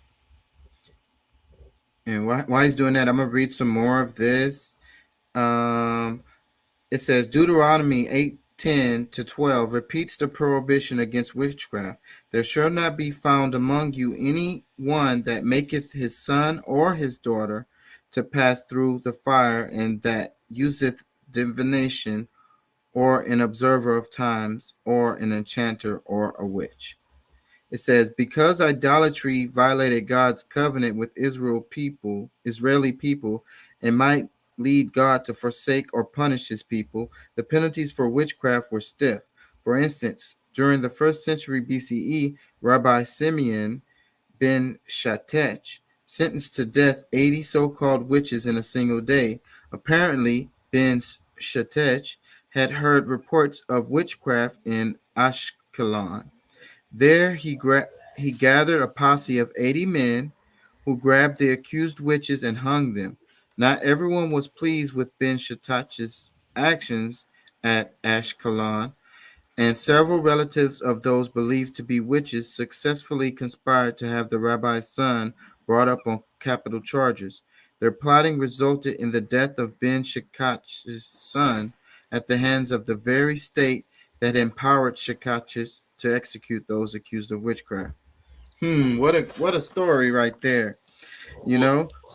Go ahead. Well, look, while I'm thinking of this, I want people to, this is just something I want the people to kind of think about, because I mean, when a lot of these things was happening was a change in power, and they demonized the whole, calling these things idols and this, that, and the other, which we would probably call relics, things, of remembrance, or like it might have even been just tools or things that we created that were just, tools or some form of decoration or whatever. So these things were being, because they wanted them, they outlawed them and made them evil. They demonized people, they demonized them. So you got to realize that, I mean, this is something that was produced by man to say that, look, I'm going to free you. I'm going to, give you God that and will protect you, but you have to give up these things. Right. And it's so sad how people defend their religions after it was forced upon them. Most of them, it came along with colonizing. Like most of the people's religion that around the world that have the religion that they have, it was a result of a colonization. Like it was forced upon them. Yeah. I would agree. And I wanted to say, what did they say? What religion would you say is the highest of them all? I would none. Yeah, no, there is one. I mean, but it's not popular to most. don't know. But Earth, the nature. nature. Yeah. Yeah. Okay, I agree with that one. Yeah, because that's if you worship in nature, I think you probably you're pretty close to where you need to be. I think. I think you're pretty close. I wanted to say they said the guy gathered a posse of 80 men and grabbed the accused witches and hung them. So it was probably 80 dudes who grabbed a bunch of women and hung them. 80 dudes. Yeah. In this story that I read a minute ago, talking about the rabbi, because he said, it's a bunch of witches. But my thing is, like, and I think that people like forget, like, just like we're living in today, the same things are happening. Of course, we might have a little bit more high technology. I don't know if Wi-Fi existed, and laptops and iPhones and stuff like that. But like, if these witches was just so powerful and strong, like before these guys can get to them, they would have had some way, or as soon as they tried to attack them or take them into custody, they could have harmed them. But when we're talking about somebody that's doing something special for the community, and they have to change that. They can't allow these people to be running around, because like nowadays what they call witches of the past, or what we call today naturopaths, like doctors that understand what these different herbs and things do for the body, and they were helping people. So to demonize them and make them something, what I'm saying, like, I think like even during the Salem witch trials, like some of these women were on trial for teaching the new European woman that was coming in on how to get their men to listen to them, or to, I don't really want to say obey, but like to, they came with a whole, because we didn't we didn't have, like, we wasn't trying to control our women the same way that they did. Like, we didn't have to have the fight for power like that. And, it just wasn't that way for us. They're like, they came up, they showed up on the boats, and it was like, handle your winch. Well, I mean, I think that was one of the things that they didn't, the men didn't really understand, is because the Europeans that came in, they didn't really get it, because like the way we operated in nature, like we let let people just live. It's not like I don't have no special powers over you, and you don't have no special powers over me. It's we work together in harmony. What I'm saying? And the people that's good at what they're good at is the ones that do that. So that's why in a lot of situations it might have been a woman. It might have been a woman as the lead warrior, or it might have been a woman that was the perfect person to do the what do you call it when you're talking to people and you're doing the diplomacy type shit. Whoever was good at that, that's who the fuck did it. You know what I'm saying? That's how the hell it works. And it would be like they'd be talking to a woman, and she'd be the one that's running the show, really. And they'd be like, "Where's the dude? I don't know what she's. Yeah, I don't know what she's saying. She's talking, but where's the guy at? Can the dude?" And in a lot of those situations, the chick would just, they would just tell somebody like, "Hey, you come over here," and then it'd be like it appeared to them that it was this dude that was the chief or whatever, but that wasn't the case. Like they almost always didn't know what the hell was going on, because they always thought the people were so dumb. So that's the reason why the people would be like, "Okay, shit, we'll play dumb." Like, okay, no. I don't believe that. And that's just me. Like that's in my opinion. I don't think that they thought they were dumb at all. I think it was more so.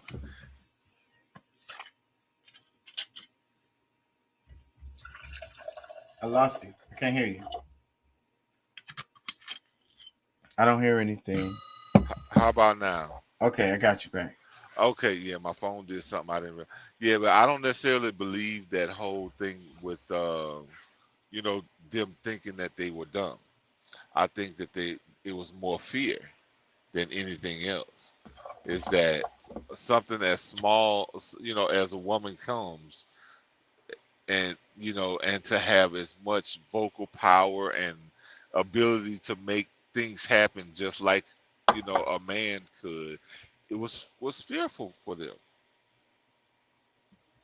So like, of course, demonizing them, and you know, like they had to find a way, just you know, the same kind of tricks that they pulled even today. Like they do stuff that make you illegally or illegal, or you know, like demonize you to the point where, you know, if you do what these people do, you're bad. Like it's like there's really nothing different than it was back then. It's just that, you know, of course, like I said, I mean, yeah, there's a few luxuries that we have that didn't exist then, but for the most part, the way we interact with humans, each other humans, there's no difference. It's just like they came up with a scheme. It's like, okay, this will work within our political structure to, you know, if we demonize this group of people because they're doing this and they're doing that, and they're able to enforce it without them getting in trouble. Let me read this. It says, although the history of witches stretches back to ancient times, many of the characteristics we associate with witches and witchcraft, such as flying on a broomstick, date to the Middle Ages. the Middle Ages, so that's fairly recent. The date of the Roman Empire's collapse is traditionally given as 476 CE, although the truth is that Rome had been in retreat for decades before that. The Roman Catholic Church filled the power vacuum caused by the Roman Empire's decline.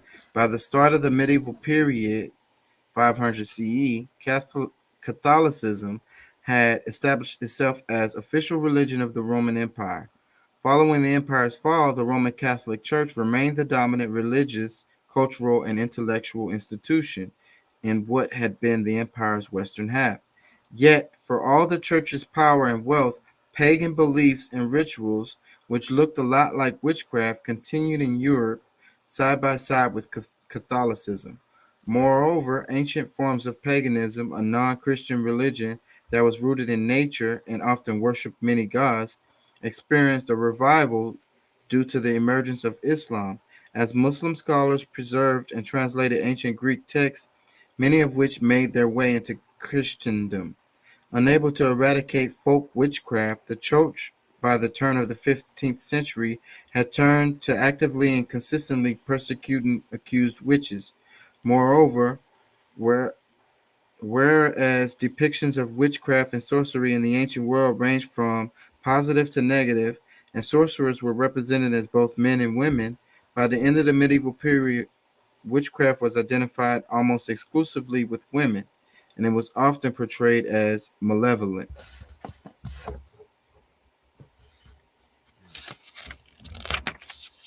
So basically, I love this because it explains what happened with the Catholic Church, and then present day, it's like it said Rome fell, but the Roman Catholic Church remained the dominant religious, cultural, and intellectual institution, and that's true today.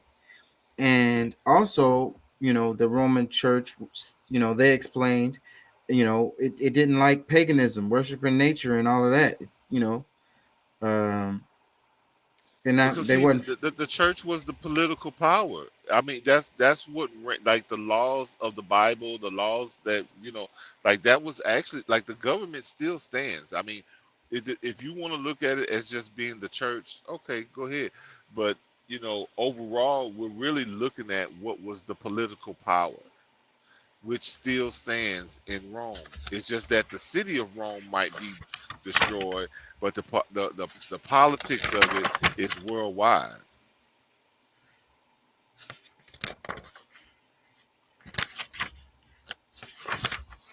It's going in. I can't cover all of this though.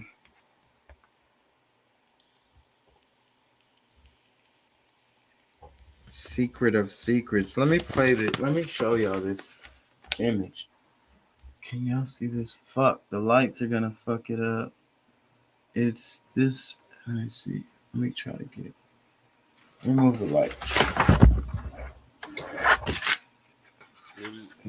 Hold on. I'm trying to get it. Fuck. Can y'all see that? Change the light. Does that help? Wait a minute. The video? No, it's a picture. Okay, Let me exit out of the video so we can see. No, I'm on the right now. Okay, yeah, that's definitely better. This image here, where on the it's left or the right? On the left. You know, it looks like left. two demons. It's my left, so I don't know to y'all. Yeah, it's on our right. Yeah, on the broom. No, not that one. This one. Hold on. Okay, is that a saint speaking with? Like it looks like some. Yeah, and the saint or whatever is definitely brown skinned in that picture, and it's which like all of them were up until previous years. It was, and it's like a double spirit. It's like a twin spirit. It's got like wings and shit. It says the illustration was from the Secretum Secretorium, also known as the Secret of Secrets, one of many texts translated from the 10th century Arabic encyclopedia into Latin in the 12th century. The work discussed astronomy, magic, medicine, alchemy, and ethics. Arabic? What? You don't say.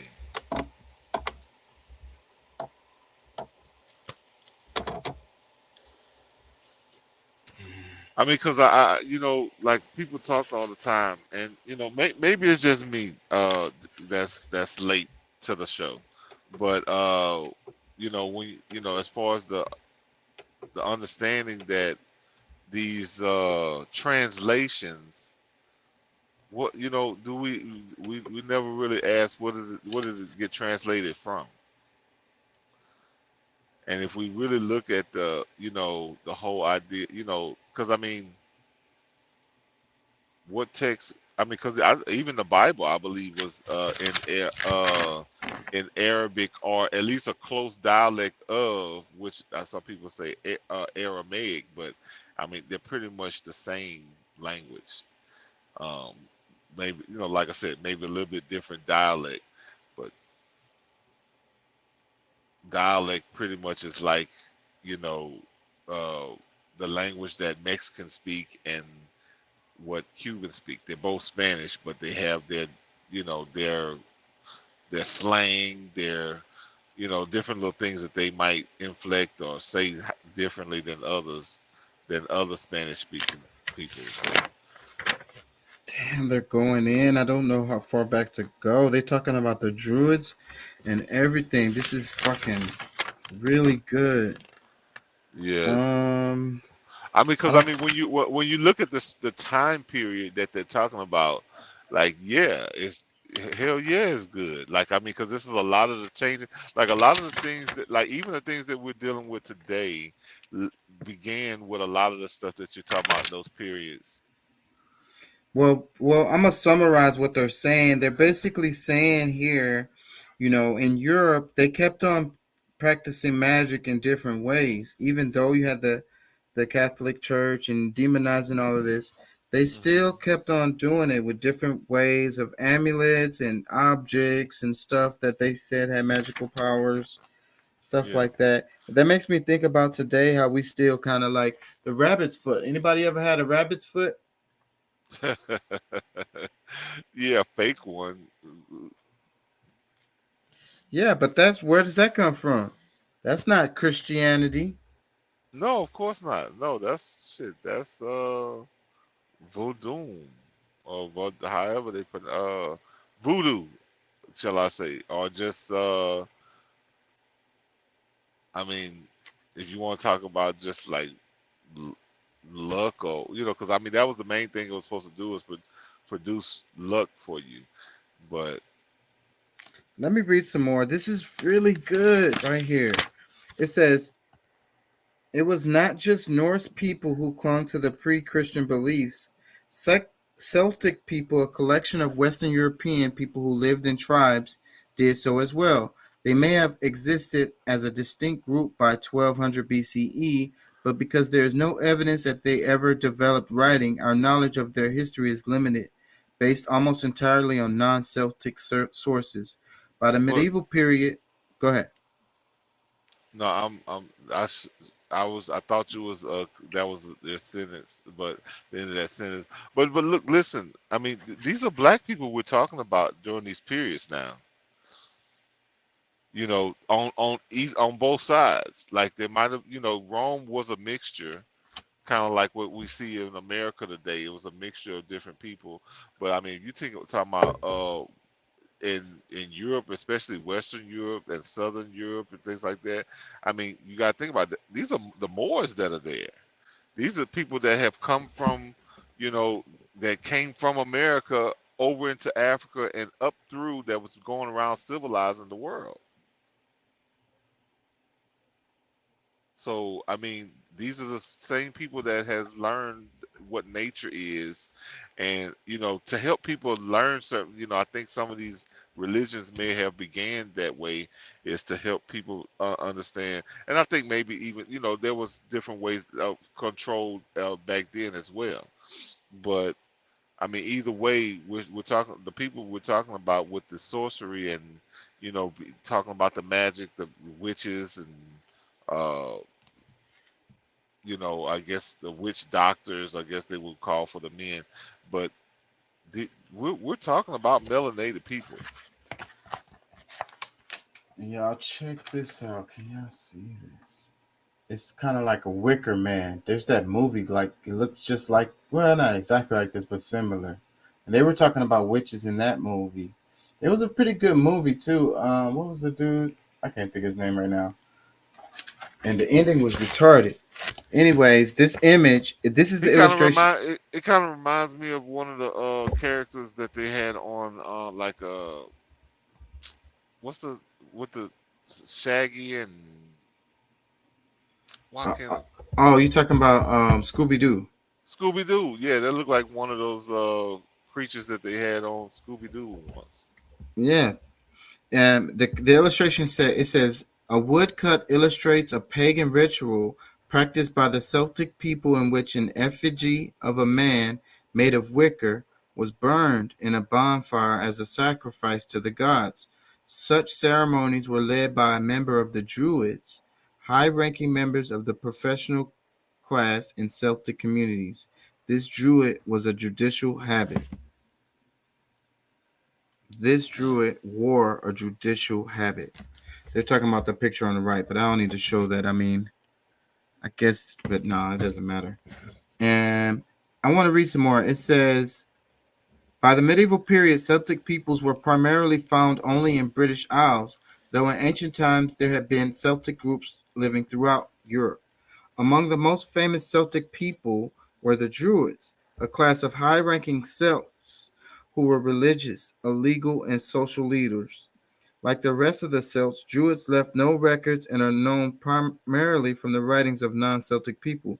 For instance, Julius Caesar mentioned the Druids of Gaul, modern-day France, in his memoir of the Gallic Wars. According to Caesar, Druids were drawn from Gaul's noble families and were concerned with divine worship, the due performance of sacrifices, public and private, and the interpretation of ritual questions. A great number of young men gather about them for the sake of instruction and hold them in great honor. Caesar noted that they believed in reincarnation and have many discussions as touching the stars and their movements, the size of the universe and of the earth, the order of nature, the strength and the powers of immortal gods. In the 1st century CE, the Roman army occupied Gaul and suppressed Celts and Druids, which is the reason their territory was reduced to the British Isles during the medieval period.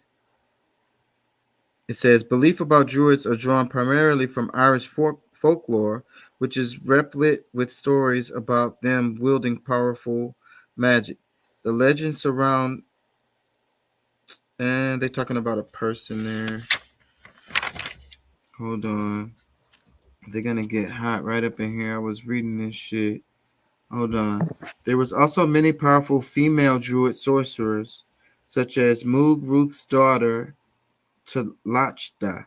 All these individuals are described heroically in Celtic mythology, but there are also depictions of female sorcerers who we might call a witch. The best example is Carmen, an Athenian warrior and sorceress who, along with her 3 sons, Diane, Dother, and Dub, was said to have invaded Ireland and laid it to waste. The arrival in Ireland of the Christian missionary St. Patrick in the early 5th century brought the Roman Catholic Church into direct conflict with the Druids and Celtic people, at least according to later sources. The truth is sometimes hard to glean, but these sources point to the hostility of Catholics to native practices. St. Patrick's work in Ireland signaled the beginning of the end of the Irish Druidism in what is today Scotland. 6th century abbot and evangelist St. Columba spread the Christian faith, and according to the 7th century CE biographer Adamnan, this led to a confrontation with the Druids. What do you think about that? See, this is why this is so good, because this is history too.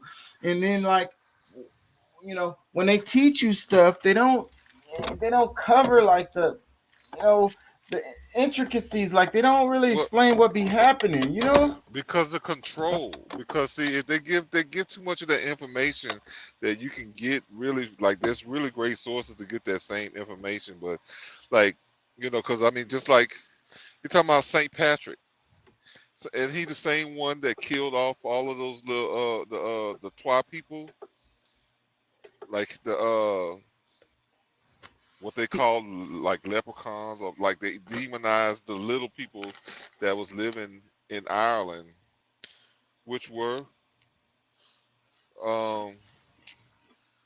black people. But for whatever, it's just like we celebrate the murder of people with St. Patrick's Day because that's what he was mainly known for.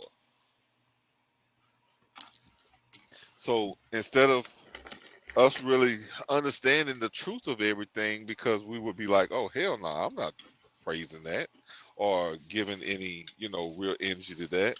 But that's one of those things that's the reason why I don't like to follow traditions, because you are giving energy to these things, and almost all of these holidays are that. Yeah. A lot of them are. I mean, but some of them are actually our holidays that they've hijacked. So you got to really be careful, because I mean, like people talk crap about Christmas, but Christmas is, it's really winter solstice. So, there's a celebration going on. When Thanksgiving comes, it's we talk about the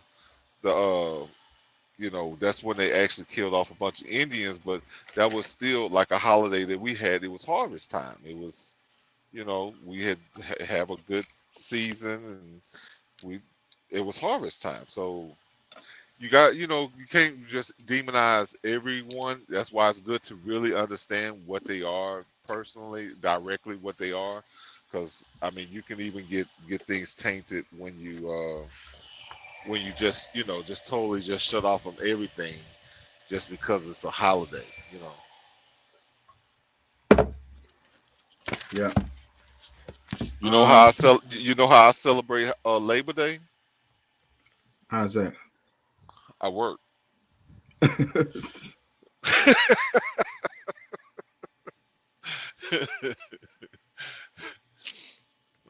Let me read some more of this. It says, astonishingly, excuse me, hold on, let me drink. I'm eating these damn pistachios. I'm getting stuck all in my teeth and shit. It says, astonishingly, this confrontation sometimes involved performing sorcery to prove that God's power was greater than druidic magic. For example, in one notable instance, Columba reportedly turned milk to blood to intimidate druids, accusing of using dark magic to successfully milk a bull. That sounds crazy, huh? It says to milk a bull. Yeah. Okay, so what are they really saying? Well, it's just saying they were competing. So it was like the Druids were competing with Catholicism. Well, okay, but no, I'm just saying this. Just a little part about milking a bull. What does that really mean? It just sounds like sex. Jerking off a bull.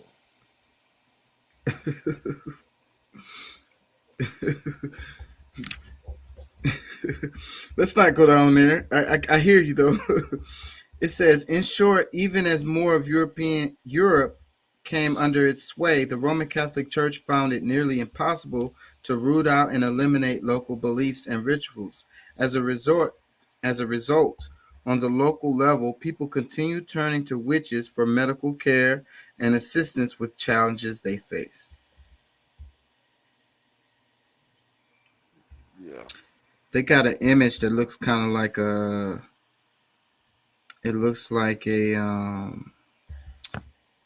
It looks like a clock. Kinda. Anyways, I don't want to focus on it, but it says astronomy, and astrology were a key part of the realm of magic in the Arab world, and making astrological predictions was an established tradition before Islam took hold in the region. This practice remained popular and expanded after the Prophet Muhammad's death.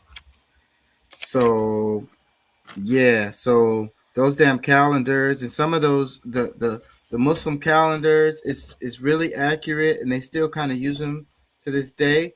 But what they're saying right here, and we know it's true, that this stuff was around before that.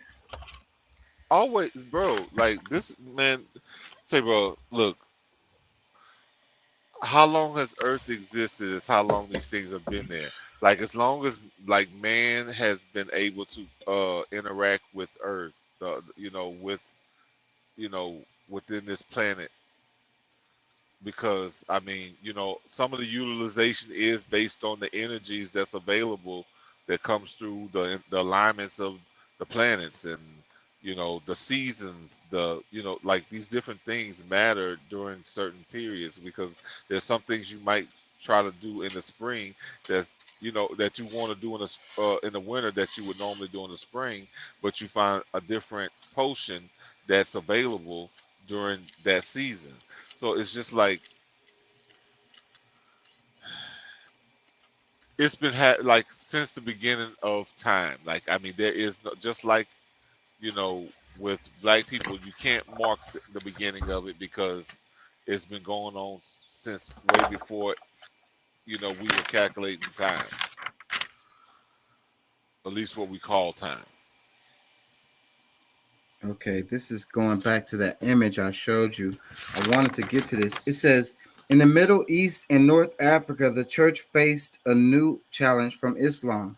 The Islamic religion emerged in the 7th century CE in what is today Saudi Arabia. It was also hostile to many forms of magic, and for the same reasons, Muslim people believed, like Jewish people, that magic was a form of idolatry. Islam's founder, Muhammad ibn Abdullah, claimed to receive revelations from God in 613 CE, when he was about 40 years old. These revelations, which continued until Muhammad's death in 632, formed the basis of the Quran, or Muslims' holy book. Islam spread rapidly in the decades after Muhammad's death, eventually spreading throughout the Middle East, Central Asia, North Africa, and onto the Iberian Peninsula. The Quran refers to magic as deception and calls magicians mischief makers. In other instances, the Quran recounts incidents in the lives of Moses and Jesus when each was accused of being a magician, only to prove themselves more powerful than the local sorcerers as they were able to call upon God's power. The point is that God is more powerful than any magician or sorcerer, and the Muslim people ought not to practice magic. However, as the Christianity in Europe, the pre-existing folk magic traditions such as the evil eye and practices of people that Islamic culture observed persisted. As a result, as with the Roman Catholic Church in Europe, Muslim leaders often reluctantly accepted the remnants of these native traditions, sometimes co-opting them into Islam. Comments? Well, I mean, you can call it that. I mean, because I mean, there's a lot of misguided thoughts, but I mean, you can't attribute really that to a religion. Like a religion is mostly an idea. It's the people that existed during those times and understood these things. Because I mean, even if you talk about like real Christianity, like the original form of Christianity, like people that practiced that was doing the same things. Like, I mean, it might have been uncommon to some extent, but you got to think like these families, these are cousins, like some people that's cousins or whatever, like might be a part of different religions, but they're the same blood. So, have some of the same family members that's teaching, these different things, which we seem to be at like it's something abnormal, but it's actually more normal than, us not doing it. Like it's something that we probably should practice more, because if we understood those things more than what we do now, like most of us probably wouldn't be obese and dealing with diabetes and heart disease, like all these different mental diseases. Illness. Yes. Let me see. I kind of wanted to take a break from reading, so I could give my voice a break. So, but I'm not going to, hopefully it's not going to put you to sleep. Been looking for this damn videos to explain what I'm trying to say. Witches have always been somewhat feminist. We have been fighting for the right to be treated correctly. Witches are what men like Donald Trump are afraid of. Witches. The word alone immediately conjures up certain images in our minds. But what does it really mean to be a witch today? Salem, Massachusetts, a place known for trying and executing accused witches, is now affectionately called Witch City. And it seems that a growing number of young women and some men are being drawn to a brand of witchcraft. And it's political. I use the term witch to describe myself. I usually cite the acronym Woman in Total Control of Herself. I am the owner of House Witch, Home and Healing in Salem, Massachusetts. I practice witchcraft. I pull tarot cards. I have crystals everywhere. I make shrines. I cast spells. I meditate. But it's sort of a political distinction, and I think it speaks to my radical feminism. Both male and female witches are studying the craft under a longtime Salem witch and clairvoyant, Lorelei. You'll notice a significant difference in how the more traditional witches look and practice. I'm what you call a natural witch. I started at about 12. My mother practiced. The thing about the new word feminist, it's a great thing, but it's something that we've been doing for years. So we're maybe a little different than the younger generation. We may not be as hardcore. I still want a gentleman to open the door for me. And being the man, may we always have romance, lust, and trust. So motivate. A spell basically is a prayer to the universe. We have chalices full of water. We have candles, something that represents the god, the goddess, just like you pray in church. After the election, especially, I think what the witch is good for is being a force of divine feminine power. And witches are what men like Donald Trump are afraid of. So it's like this perfect symbol. Around Erica's store has formed a coven made up of astrologists, Reiki masters, and healers, including Erica's fiance, Melissa, who does Salem witch tours with a feminist focus. I wonder why they chose to use Donald Trump and trendy as an example of fear. What do you think? Well, I don't know. I mean, that's why I'm confused. Like they said, it's like witches are something that Donald Trump is afraid of. I mean, is she saying that because like she's around a bunch of Democrats, or like there's nobody that wants to the make. I don't know. Like it's just like I wish I had more context to why she said that, but it's 'cause I Well, mean all I can I don't say, think it's I can't speak for her, but she said that her view of being a witch was a political statement. She said she's a radical feminist. That was the other lady. They're flipping through like that was this is they was on the part right now was a different group, but that was the other lady, and they went back to her. But she said that her being a witch, she said woman in total control of herself, witch, and she said it's a political statement and it's ultra themselves. feminist. They've been women in total control of themselves. The th I guess at the end. I mean, it's what or herself. I got all right. Well, whatever. Well, okay. I mean, would it be in a political thing? I mean, because I'm assuming that. I mean, that wouldn't be just if it's a patriarchal type thing. Um, I would say there's going to be some Democrats are just as afraid. I'm assuming. I mean, I don't know. I mean, I don't know. I'm not afraid of it, but so what is it that they're actually trying to push as far as in politics? Like, what are they trying to accomplish? I don't know all of that. Let me play some more of this. Embracing Okay, the my word bad. I thought you had saw it has been already. used to ignite fear and shame. The Salem witch trials of colonial Massachusetts started just when Europe's so-called witch craze was beginning to wind down. A combination of limited resources, family rivalries, and extremely strict religious practices set the foundation for Puritans to blame the devil and quote-unquote devil worshippers for their problems. And more than 200 people, mostly widows or women with bad reputations, were accused of being witches, and 20 were executed. It wasn't until early 20th century that women's magazines started portraying witches as beautiful and desirable. This trend continued with the success of the TV show Bewitched in the 60s. The 60s also brought us a feminist group, Women's International Terrorist Conspiracy from Hell, or WITCH, who protested patriarchy by carrying out witch-themed political stunts. In 1985, Wicca, an offshoot of witchcraft, was recognized as a religion by the United States. In recent years, we've seen witches and non-witches publicly reclaiming the title.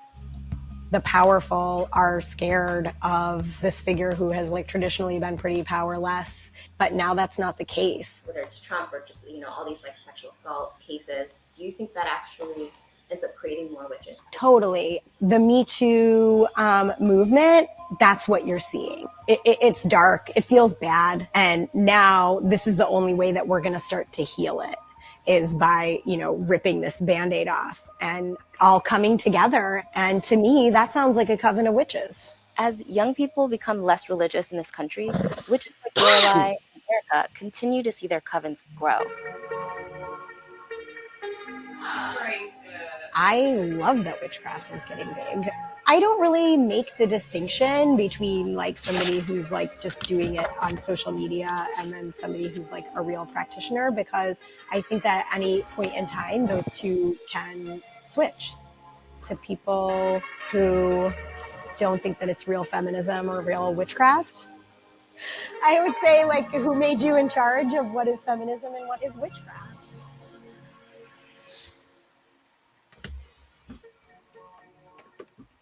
All right, you got comments?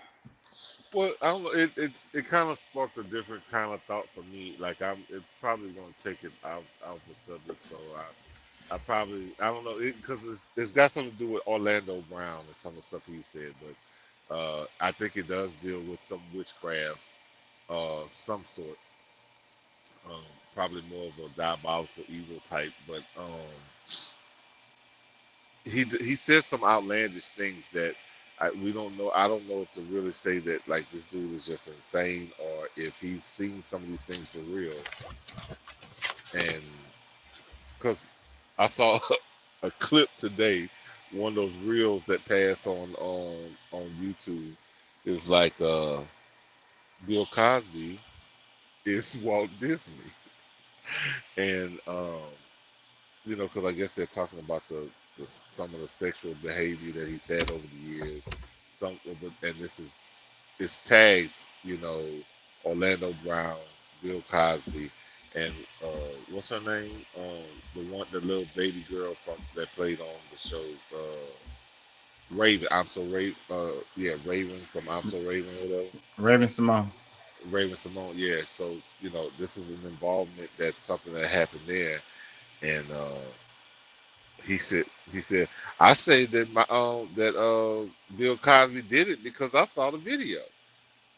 So I don't know. Like there's been a lot of stuff that he's been going through and saying, and different people are interviewing him because of some of the crazy, what we, you know, I guess one of the quickest, fastest ways to explain it is crazy, saying crazy stuff, but I don't know how, I don't think anybody really knows how to place that, but that's what some of this stuff was. Just she mentioned the Me Too movement, this, that, and the other, so it kind of threw me off.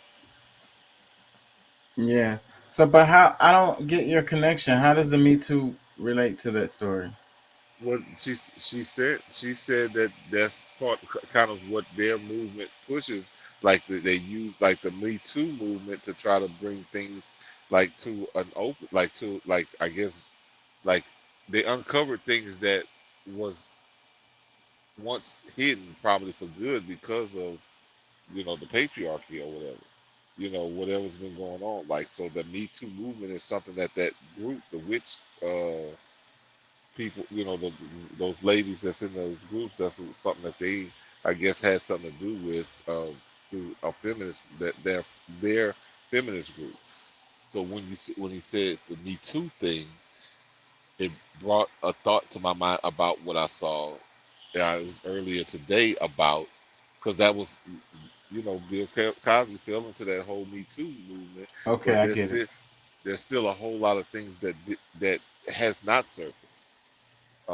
Even like the stuff that's the Hollywood, like the deep Hollywood stuff. Like, I mean, if it's just assault, like I think there's still a lot of things, because there's people that would probably have to come out politically if you really went really that much deeper than they have. You know what I'm saying? They're still protecting groups of people even while they're exposing others. Yeah. Let me read some comments under the video. It says, so sad yet comical in a dark way. It will be interesting to see how these same women react if they wake up and realize they have wasted their lives with this nonsense. The more a society turns away from God, the more this becomes popular. Nature, and I like to say, the more you turn away from nature, because they're one and the same. God and nature is one and the same. The universe, how you want to look at it, like that's all in the same. So the more you turn away from nature is the same as you turn away from God. Well, I wouldn't say that turning to witchcraft is turning away from nature, because if it's real true, I mean, you could call it what you want. They like to call it witchcraft, but if it's true, then it's nature what they're worshiping. Now, this video is all mixed up, so like you have to pay attention because it jumps from different groups.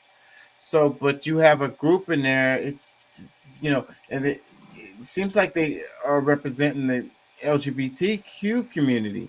And it's like, okay, we're witches. It's like, okay, so you're gay, so that makes you a witch. Like, and it also identifies your political freaking views. Like, what is that? That's not what it is at all. Well, I mean, a lot of that stuff blurs the lines altogether, because like that's one of the things that they're able to, manipulate people into, like, certain things that they might, the things that catch people's ears is like that. Oh, that's a good thing, but then that's what kind of helps them be able to unfold some of the underlying things that they're doing in the, I guess what you call it, within the belly of that beast.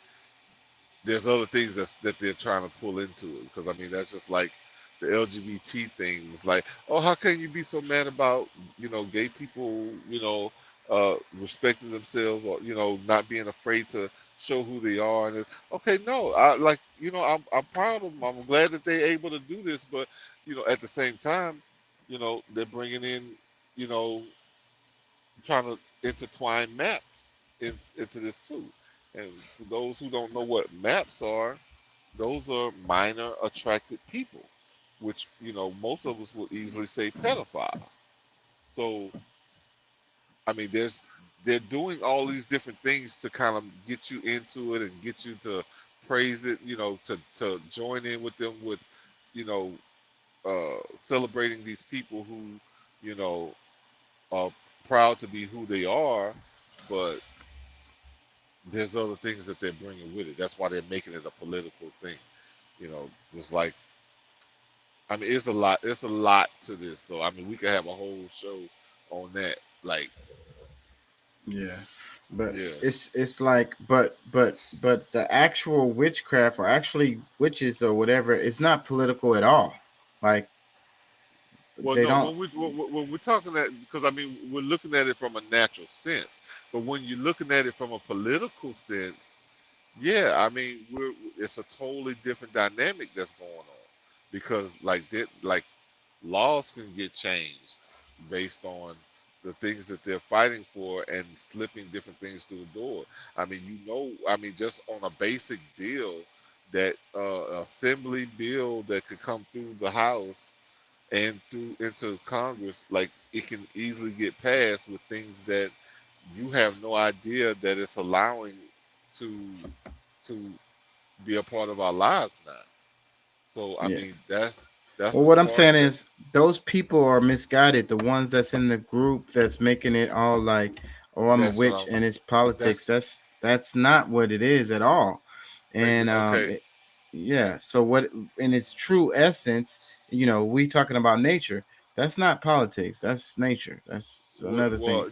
And maybe I'm not doing my best job here to explain it in that, because that's exactly what I'm trying to express, and I 100% agree. So, if you feel like the people are not getting it, cool.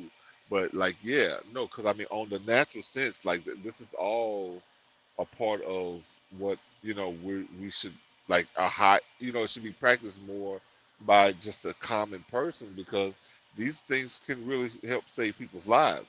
But this is something that they're actually using to stir up, more eyes and people paying more attention for them to do things that like they're kind of doing a mind trick to people for whatever reason.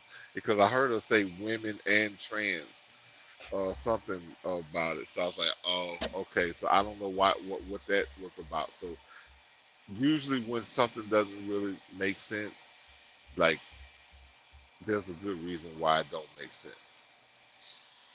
Let me read some more comments underneath the video. It says, if you really want to be a witch, don't own a store and make a profit off the craft.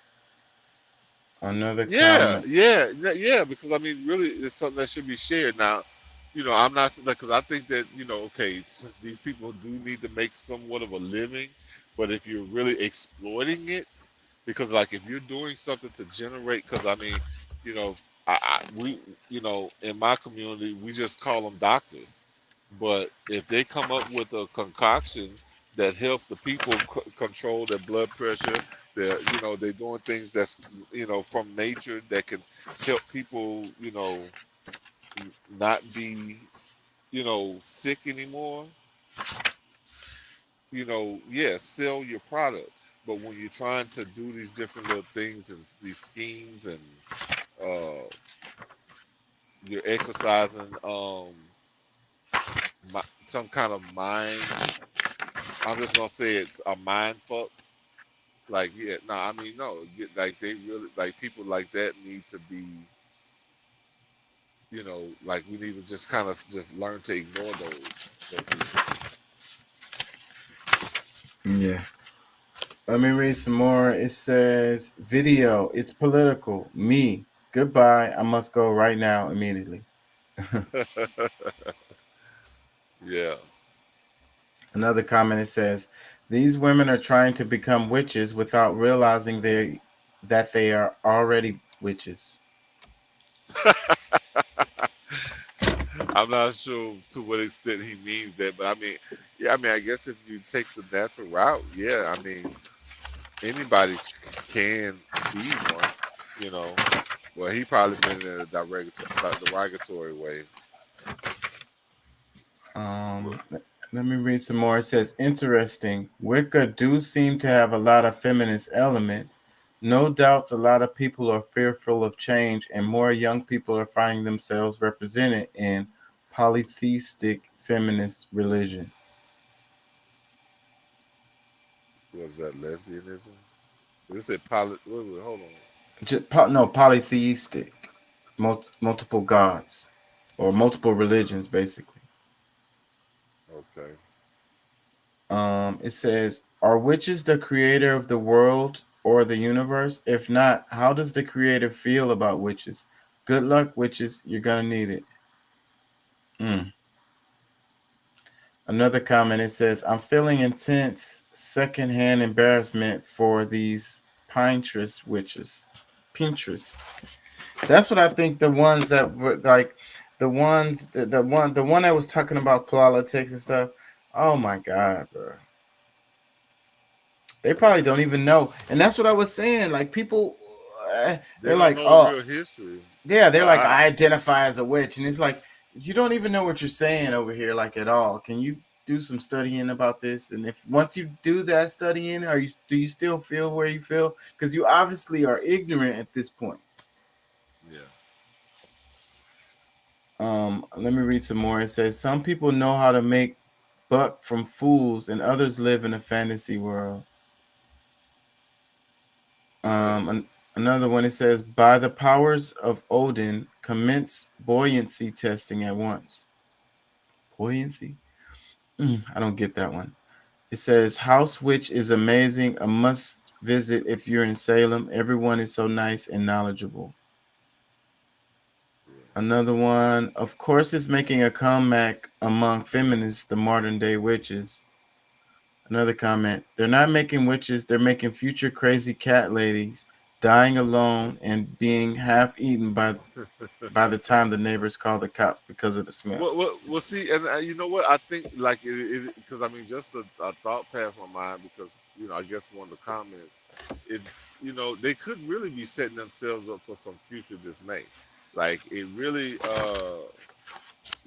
like things that they're saying that they are, and based on how it can be perceived by the public or even utilized in politics, like it could really set them up and negatively in the future. So I mean, what they're doing right now maybe it's working, I don't know, but I could actually see how this could go it could get ugly.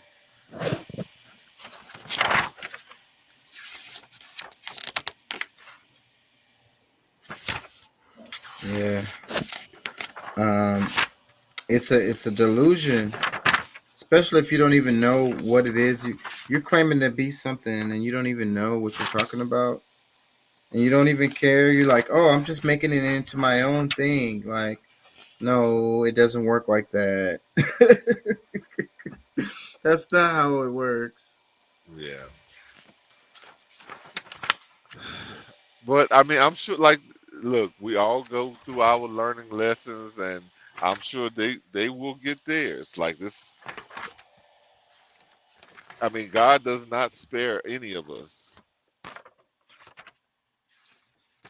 Should have got that other magazine because I already was reading it, but I was in the line and I saw this one. I thought it'd be better, but I was wrong. This was good though, but the other one it broke down what I wanted to talk about. I'm probably gonna do another show about this topic. What'd you think of the topic? I love it, man. I honestly, like, I was, I was like, oh, here you go with his bullshit. He with the shits today. You know what I'm saying? So, because I actually saw something different on the prep page for the night, but when I saw you at the actual I was like, okay, all right, let's see. Especially with the wine thing, I was like, wait a minute, hold on. We're gonna because we gonna talk about wine too. We could talk about wine. It's probably gonna bore the hell out of everybody. I just figure I'll drink it. Yeah, yeah. I look. I wish I had a glass. Let me read some more comments underneath the video. It says, "Wow, I'm really concerned about the future of this country, where scientific temperament is on decline among the youth." Huh? Scientific temperament. I guess he just means that like people are ignorant as hell. The kids don't know shit. I agree with him. I think that's what he's saying. Yeah, because I mean, I when you was reading some of that stuff from earlier, I was like, see, this is the type of stuff we need to be teaching our kids, because like there's certain things that I think that they went over with us as children, very vaguely, but still like, you know, we do have some reference of it. Like we do, you know, mentally we could just, oh yeah, I kind of remember that. So I mean, for them, like a lot of this stuff is probably like if they're learning about any kind of witch stuff, it's probably the bullshit that they're putting out right now, or like groups that we were just talking about. Let me read another comment. It says, "I'm a natural witch and I'm proud of it. Ever since I was little, I have been able to do a lot of things, and I have a lot of paranormal experiences. And if I say some of the stuff I've done, you might not even believe me." Okay. Well, I mean, hey, what's the point of even saying all that if you're not? Let me read another comment. It says, "The Lord Jesus Christ will save all them that put their trust in his shed blood as payment for the forgiveness of our sins." We had to have one of those. Yeah, I mean, it's never a good, you know, like it's never complete until we get one of those guys. Let me read another one. It says, "Did everyone miss when they said which city also are the only witches there? And I love the line, witches is the guys like Donald Trump are afraid of." I don't know, which is funny to me. I like, okay. Another comment. You never know. I mean, because like, there's a lot of things that I think that people have, you know, misguided understanding because of the news about Donald Trump. So that's why I'm like, okay, so what was the purpose of like? I mean, it really doesn't make sense because, like, I don't know where they're getting this from. Like, somebody just pulled. Did Donald Trump say one day, "I'm scared of witches" or something? Like, no, not that I know of. From? Exactly, and that's why I'm like, okay, I wish I had more context to this, because, like, you know, look, maybe it's something I'll roll with, but it's probably like it's probably just something that they say in their circles. But it was and all political. It was all political, and maybe that's when the video was done when he was president. I mean, I don't know. Like, either way, it still doesn't really work. Even if he was still president, it's still a real strange comment. Yeah, because I'm wondering, like, why wouldn't Biden be upset, or even Obama, like whoever is in, you know, like if y'all are something to be reckoned with, then like pretty much okay. All of us should be scared, especially men. Like, this is a feminist group. We all should be scared of you if that's the case. If one is, all of us should be, I guess. Unless we're trans. There's a couple of comments that's important right here. I want to read them. This one says, "Dealing with spirits and beings is dangerous. They don't show you that." So this guy clearly knows what he's talking about or whatever, you know, because that's what it is. And another comment, it says, "Well, I'm a witch and not a feminist." So she's like, okay, so she's more of a natural. She must be more on a natural, because I mean, first of all, understanding balance is like one of the key principles to life. And like the less you understand the balance of the polarities of, you know, our universe, then like you're not real. Like you know, you're gonna see more failure than you will growth. So I mean, somebody who's making a comment like that, I would suspect has some understanding of, you know, the natural laws, and, you know, okay, like I'm not trying to be like, oh, I'm all powerful, you know, over, you know, women, because I don't know, I like I said, and I'm assuming that's I don't know what she's really trying to say, but that's what I take it for, is that, you know, she's not a feminist, meaning that, look, I involve the male counterpart in the same thought process, and not trying to gain power because of whatever I know. But somebody put the Exodus quote, "Thou shalt not suffer a witch to live." This topic it really gets people going, you know. And it's a reason why the Salem witch trials happened, you know. Well, but like that's a lot of that stuff is misguided too. Like that's why a lot of times, like, I can't really play too much into what the crowd has to say, because they don't fully understand. And even what happened even back then, like people, like, they can reference that, but they usually reference it in a negative way, like they're on the side of the death of witches, or what we call witches. Like, it's just, I don't get it. I mean, they don't call doctors witches, or the people at the pharmacy witches, like, or, you know, ready to kill them off, or, you know, talk bad about them. Like, they actually happy to see them, and like, doc, what can you prescribe me? I got such and such and such and such. You know what I'm saying? Like, it's misguided. Like, that's the best description I can give to it. Yeah.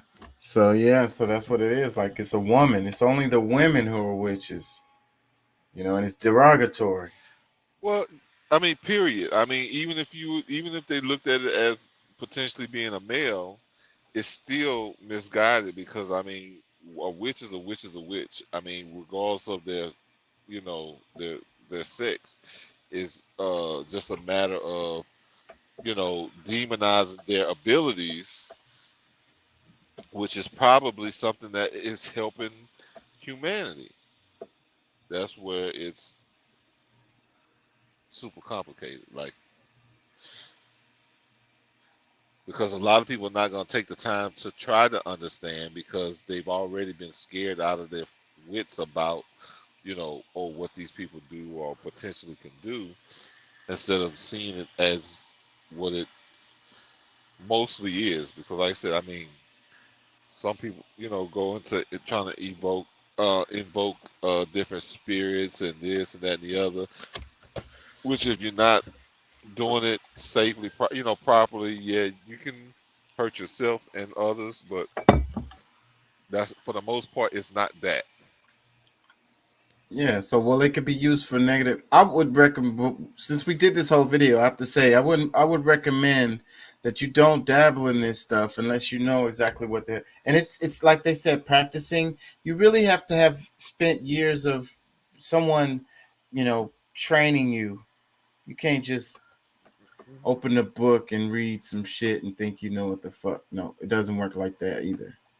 Well, I mean, it's like understanding, you know, biology and chemistry, and like it's like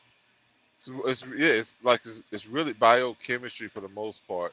Understanding the human body and the celestial body, the earth. You know what I'm saying? Understanding the abilities of it as well. So, like, it does take training. You know, it takes you to really understand a lot of different things, possibilities of the positive as well as the negative things that can happen with, you know, because of your actions. Yep. So, and then the other part of that is like what you were saying earlier, is that, you know, basically everyone practices magic. You just don't know it. Yeah, I mean, if you think about it, like, I mean, striking a match is sorcery. Like, I mean, you know what I'm saying? Like, taking those chemicals what is it? Sulfur or whatever it is. Like if you got some sulfur and something to, they strike it, ignite it or whatever. Like somebody's that's never seen that before is gonna be like, oh, what? Oh my God, he made fire. He did it. Like, which now today most people look at that like they won't even flinch when it's happening. You know what I'm saying? It's like, yeah, but it's more to it than that. Like no, how when somebody is looking at you and you turn around and look at them, how did you know they were looking at you? Stuff like that. well, I mean, yeah, I mean, but yeah, you don't have to be considered a witch for that to happen. I mean, that's just having sensitive senses. Well, that's my point. What I'm saying is everybody practices it Well, I to a guess certain extent. to some extent, yeah. Yeah, so like the one that they call a witch would be someone that knows what they're doing, who can at will, do it. Yeah. And, Shoot. Shoot, being a witch might be just being a chef. exactly. Or healer, somebody who, like you say, gives you herbs and what did you say earlier? Mix witch's brew or whatever, like the potion. Somebody who gives you remedy for ailments and things like that. I mean, or even a psychologist. Potentially, because I mean, you can do things chemically or even, like I said, spiritually, because like just being able to, shoot, prayer works for people, like, and actually, because it's all about what you believe. It's like the placebo effect too, like,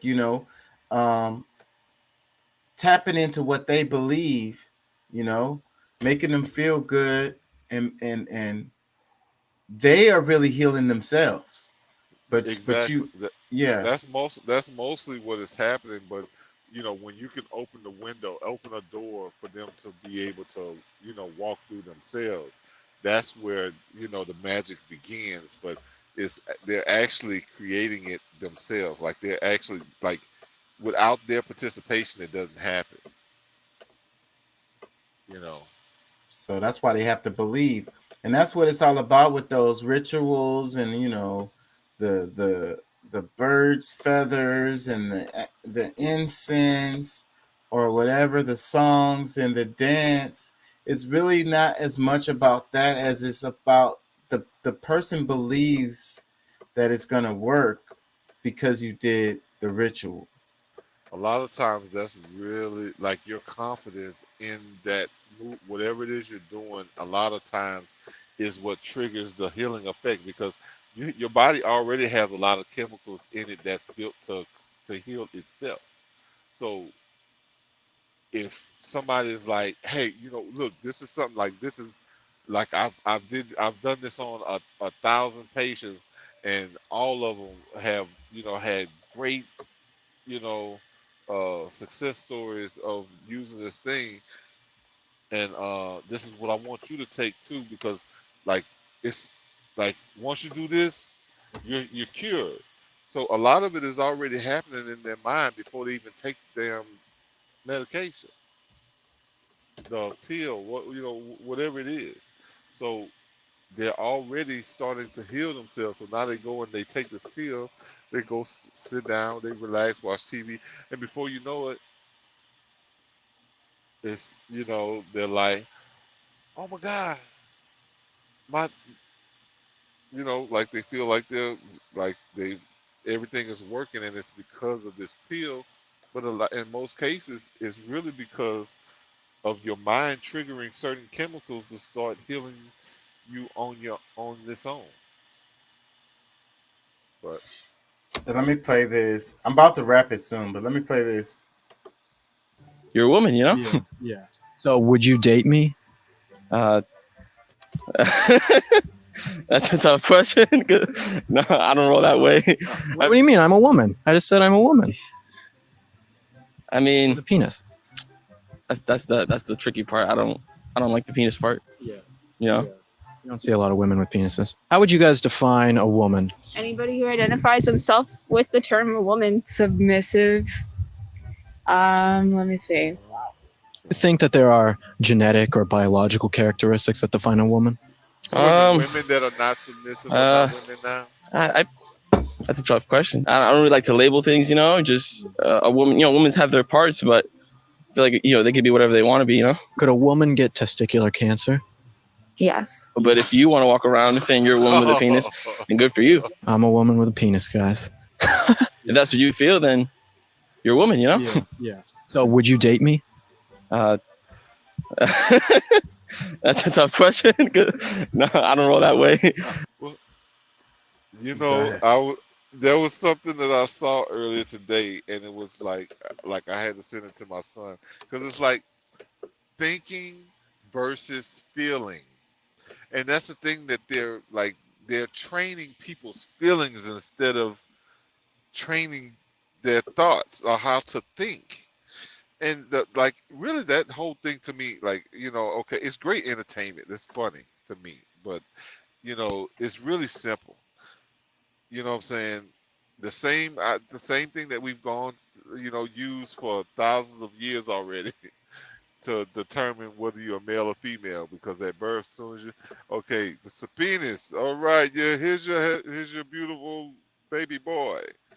And the ones void of penis and has what we call a vagina is a girl. And those things, a boy turns into a man, a girl turns into a woman with age. So it's pretty simple. Anything besides that, I mean, those, you know, the plus sign, the negative sign, you know what I'm saying? Like,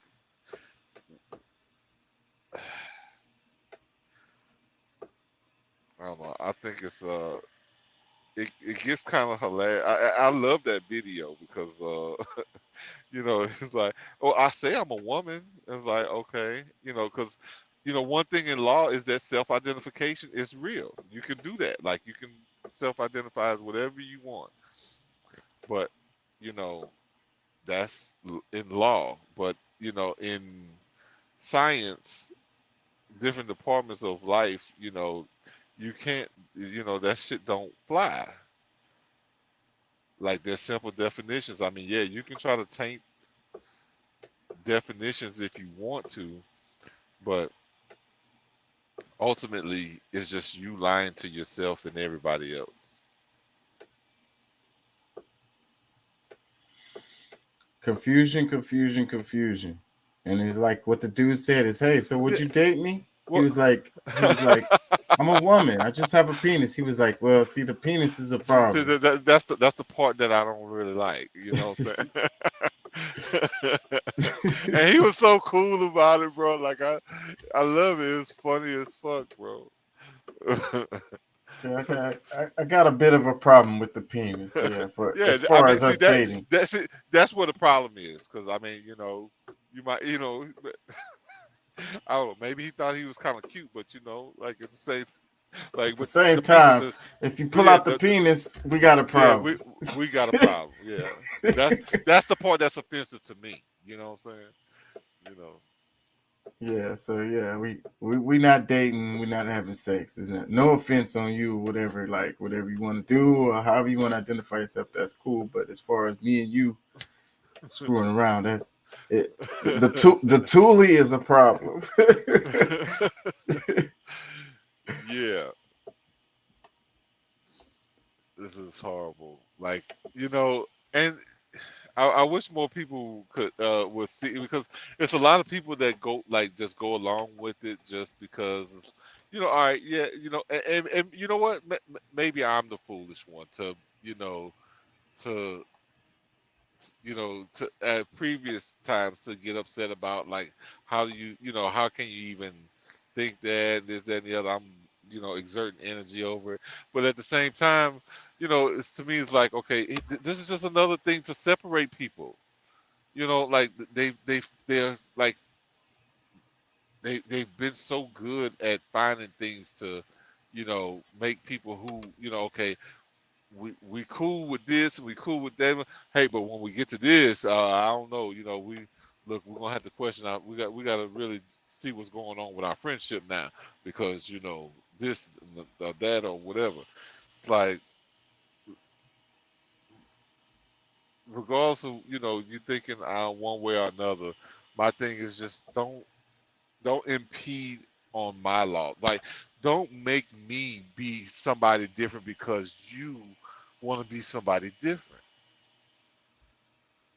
If I see you as, what I'm saying, a woman, I'm gonna be like, yes, ma'am. Yes, thank you, ma'am. Or I see you as a guy, like, it's no offense, but that's my, that's what I saw. If I stand corrected, maybe I'll entertain it and just say, "Oh, I'm sorry, ma'am," or "sir," or whatever. But like all of the changing of, like, I gotta change my idea of science, something that has been proven to be for ever, like, one thing, and because of how you feel, I'm supposed to change all my definitions. No, I just don't. I don't believe in that. Like, you want me to play into your play, like this thing that, like, this role that you're playing with yourself outside of your house. Now I gotta go along and start being, learn the script to your play. I don't. Yep. I identify as a B. Bzzz. You know what? I mean, I identify as a billionaire, but where the Billies at? What, you know what I'm saying? Light up on some stuff. I can say I'm a billionaire all day, but does it make it true? Let me play this clip right here. I'm probably about to wrap it after this. That's one. I'm curious. I haven't heard this. Joy required becomes toxic positivity. Forgiveness required becomes denial. Jesus is quoted in the Bible saying that you must forgive your neighbor or the Heavenly Father won't forgive you. We know Jesus is not demanding or requiring forgiveness from people. The moment it's required, it is no longer forgiveness. When you tell a victim of abuse who's still working through the trauma of what they've been through that they have to forgive their abuser, and you bypass acknowledging their pain, you might have biblical precedent for why you're saying what you're saying. Jesus never treated anybody like that. No victim of oppression ever got spoken to or treated in that way from Jesus. Jesus covered and protected those people. Do not become so theologically accurate that you actually become void of compassion. If you cannot witness suffering, you don't know love. Guess what? It doesn't matter how much of the Bible you know. If love's missing, you're broke, baby. Christians of any persuasion, we got to get on the same page about some things. We can get so theologically tied up on some stuff that we actually start to abandon reason and things don't make sense anymore. Things like love, humility, joy, or forgiveness cannot be mandated. Love required becomes manipulation. Humility required becomes performance. Joy required becomes toxic positivity. Forgiveness required becomes denial. Jesus is... What you think? It reminds me of a schoolyard spat where I slapped the shit out of some kid for something, and then the teacher telling me I gotta apologize, tell the kid I'm sorry, but I'm really not.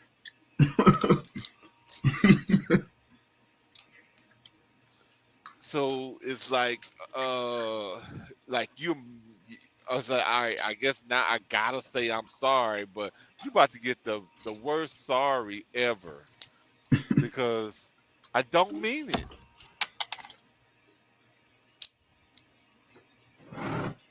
In our society, you're supposed to be happy all the time. You're not supposed to complain about things. You basically, that's one of the things that bothers me a lot. Is like, you're never supposed to be sad. You're never supposed to have a bad day. If you do, you're supposed to keep it in and pretend that No. you're having a good day. No, it's like keep being real. Keeping it real is a crime now. Like, I mean, we see it, like, especially in like everything that's going on right now. Like, if you're honest to people about what they really dealing with, they could silence you. Like, that's the whole thing. Like, they don't silence you for telling lies. They don't have bullshit fact checkers to lie so that they can get the majority of people to believe what they're saying because of who they are. But people who go against that is like, no, there's proof with such and such and such and such. Because like I said, a lot of the news that the stuff that I want to understand that's happening here in America, I look at the UK and the news that's going on in Europe, because for whatever reason, they're way more honest. Like, are they telling us everything? Probably not, but I can get way more accurate news from UK than I can from here. So it's like you can really be. They're actually trying to set up laws right now to where like they can criminalize you for saying something that's outside of, because it says, like, they're not gonna say that for telling the truth, but outside of what their the current narrative. And like, I don't know the exact terminology, the words and how they're using it, but I'm gonna tell y'all, thank Ron Paul for fighting against a bunch of this, because like they were actually a couple of months ago trying to start a whole department that would somewhat control what information is considered to be real or fake information. And he was bringing up a bunch of the things that that question their ability to tell what's good information or bad information. So I'm gonna tell you, like, at that, I would say he's probably one of my favorite senators, just because of his common sense way of approach. Yeah.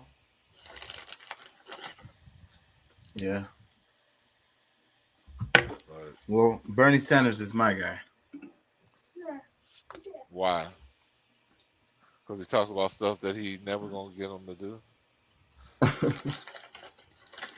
Well, you said common sense approach. I could fill in and say the same thing. Well, yeah. I mean, I guess from my point of view, like, yeah, a lot of the things that he says sounds great, but for the most part, he won't get Democrats or Republicans to do a lot of the stuff that he is pushing for. Which we should probably get. Like, I mean, it would be great for us to get. Like, I don't want it to seem like, okay, but you don't want to waste your years in Congress, with a bunch of hosts. Like, at least let's work on some things that we can actually get done. Yeah, that's my only real. Because I mean, I think he's very tenacious. He says what's real, but it sounds like you saying that lesser of two evils stuff. Well, no, it's not even that. I mean, because if I was to judge, like, it would be a no-brainer. Like, if I felt like, because I mean, like, I would vote for if he was running for president on the Democratic side, I would vote for him, because I think that he, at least his efforts would be moving in a good direction. But we know most of these things are not going to happen from an executive order. It's going to have to go through the House and the Senate. So if he's not there in the Senate fighting for or voting for things that can help or whatever, like, he's probably going to be not in the right place. You know what I'm saying? I don't know. But however,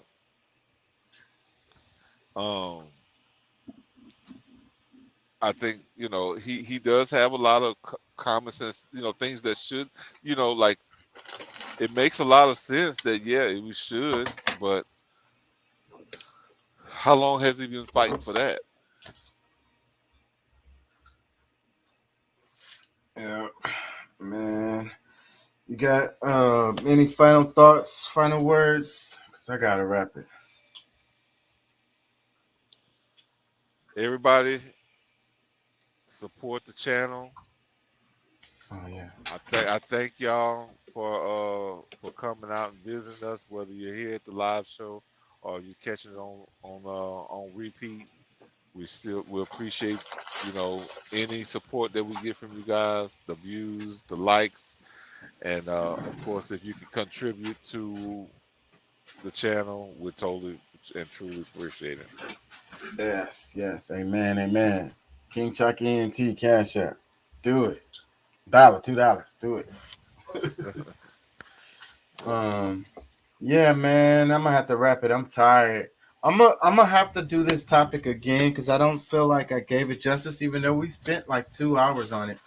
No, I think, I mean, it's a very complex thing. Like, it's a lot of different things. Maybe we can hit it from a different angle or different angles. But yeah, I think it's definitely something that we could speak about. Probably on a couple. We probably could have a series of just talking on that subject. That's not a bad idea. I didn't even think of it that way, but I'm definitely gonna do another show next week on this topic. Okay. Yeah. Maybe I can pull up some stuff that might be usable. Yeah, man. So look up some stuff related to the topic because I'm definitely coming back to this because I don't feel like I gave it justice. I wanted to go more on it, but I'm tired. For sure. I feel you. All right, man. Well, when I got up from my shower, when I got up from my nap, I was preparing for my shower. So now I can go do that. So I'll get up in the morning and handle some business. Hit the ground running. Yes, sir. All right, man. Peace and love. Thank y'all for listening. Thank y'all for joining. Peace and love. Yep. And I hope y'all learned something. Perspective impact. Yeah, because the one thing that I forgot, I meant to mention earlier was did we have any other comments from Rick from Elliot? But no, the last one was the lost word is no after Freemasonry. Okay. All right, cool deal. All right, man. Well, peace to everyone. Y'all have a great weekend. A safe Labor Day. Yeah. And, we'll see y'all next week. Yep. Peace and love. Peace.